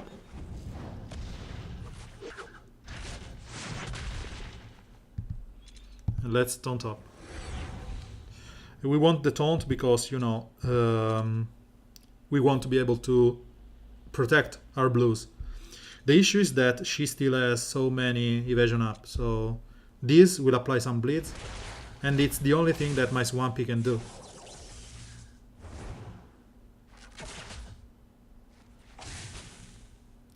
Right now I'm praying that I get a lucky hit on Harlequin Magister sooner than later. Or at least I get some... Yeah, I did get a True Sight, so I can ignore her with Hetrigan. And that impenetrable wall, which is Superman, means that I don't care about them attacking my guys. So as soon as Harlequin goes, she will be able to be dead by Symbol Punch. And as I said before, you're able to kill opposing Harlequin Magister with this team. I'm just too scared of doing that, and I always prefer to bring Steppenwolf for it.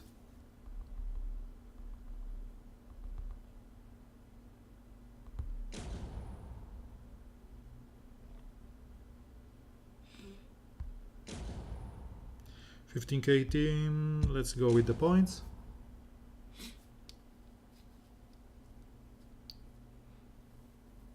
So this stream is going on since 3 hours and 20 minutes. It was longer than I expected.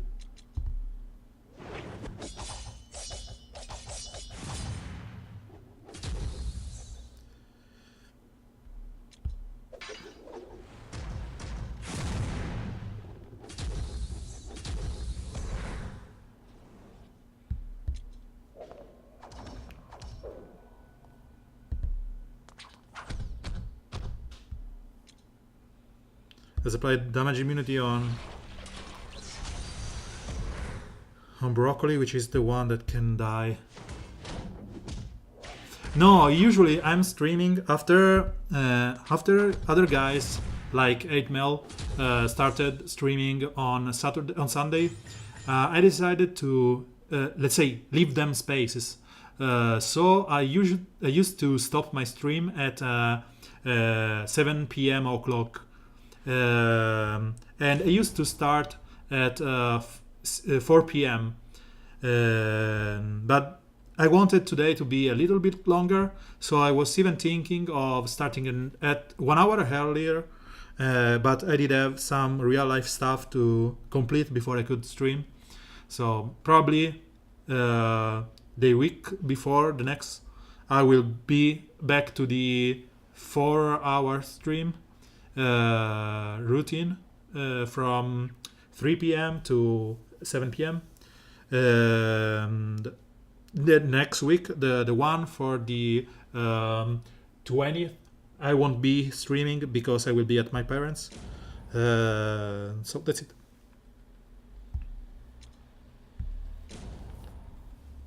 Yeah, it's Mother Day here too.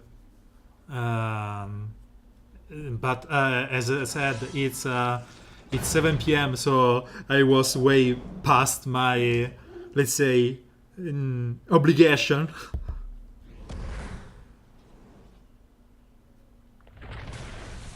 But again, I will be off in a couple of, let's say, board clears, a couple of fights here. So don't worry. And as I said, I don't know if I will be able to stay and stream after that, after dinner.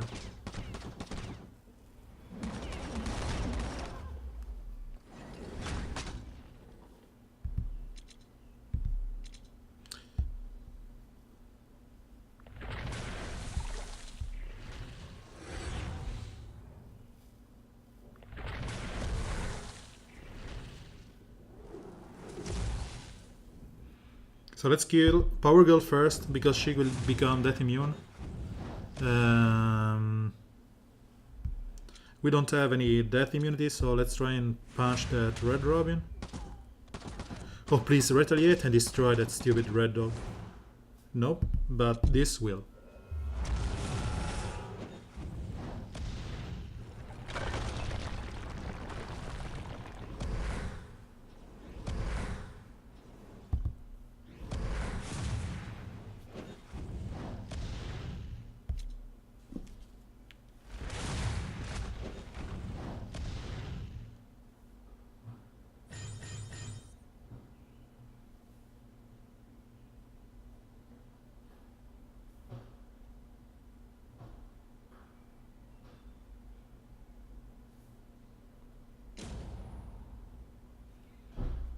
And we have the last two fights. I will save my energy for, let's say, the last minutes of the Red Robin, or if there's a second part of the stream. Ooh, we have a full L5 common guys team. You don't see those kind of character at L5 that much. Z or Hal Jordan are good at L5, but you don't see them. So let's buff up. I know it's not the best thing that you could do here, but I hope that I will be able to remove that shields up from Hal Jordan. Yep. And thus, let's kill. He still has the enrage immunity, right? Yes. So let's try and kill Cyborg.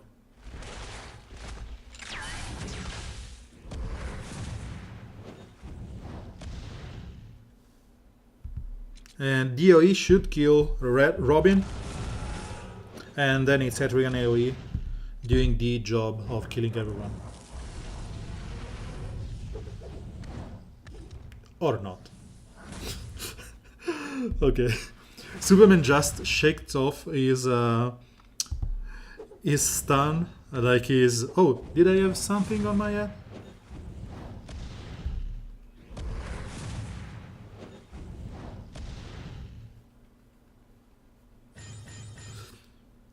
Okay, as we are going to the end of the stream, if you were a previous follower on YouTube, please follow here too. We need those for the custom things. Following it's free, there's no issue in doing that. And thank you for watching, for staying. I hope that you enjoyed. I hope the response on chat was faster than usual, and we will continue on Twitch, let's say until the end of May, and then we will see.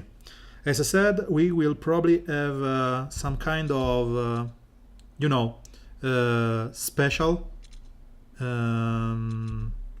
stream. Let's go on, Butker.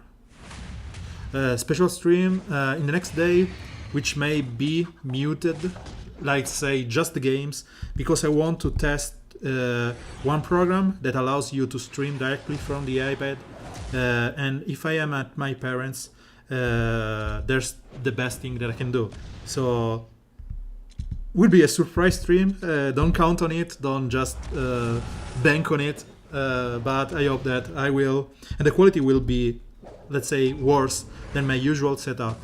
But it's something that if I can organize properly, I will end up being able to stream from places I'm not used to when I am at my parents or around the world traveling. I have a bunch of strengths up and Christians up, so this is the time that you want to punch on Bane. And this AoE should kill. Steppenwolf AoE should kill everyone as I get the chance. Close to that.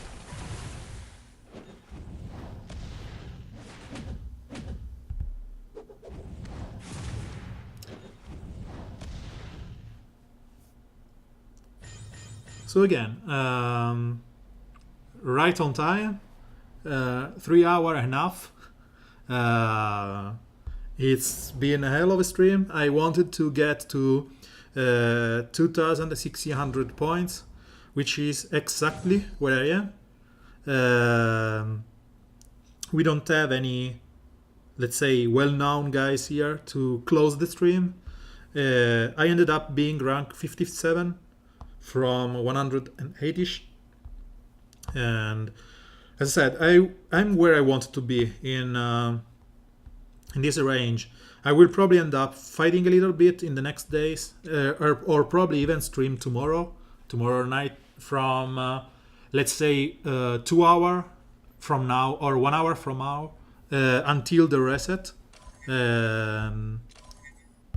or in the after dinner of today. We will see. I will let you know spam on the Discord or Reddit if I will go live later on, or you will get notification if you are following the channel. So thank you for being here. Thank you for the enjoyment that you give me every Sunday, and see you in the next days or later on, or if not in the next week. And on 27 I will stream on Sunday as usual. Bye bye.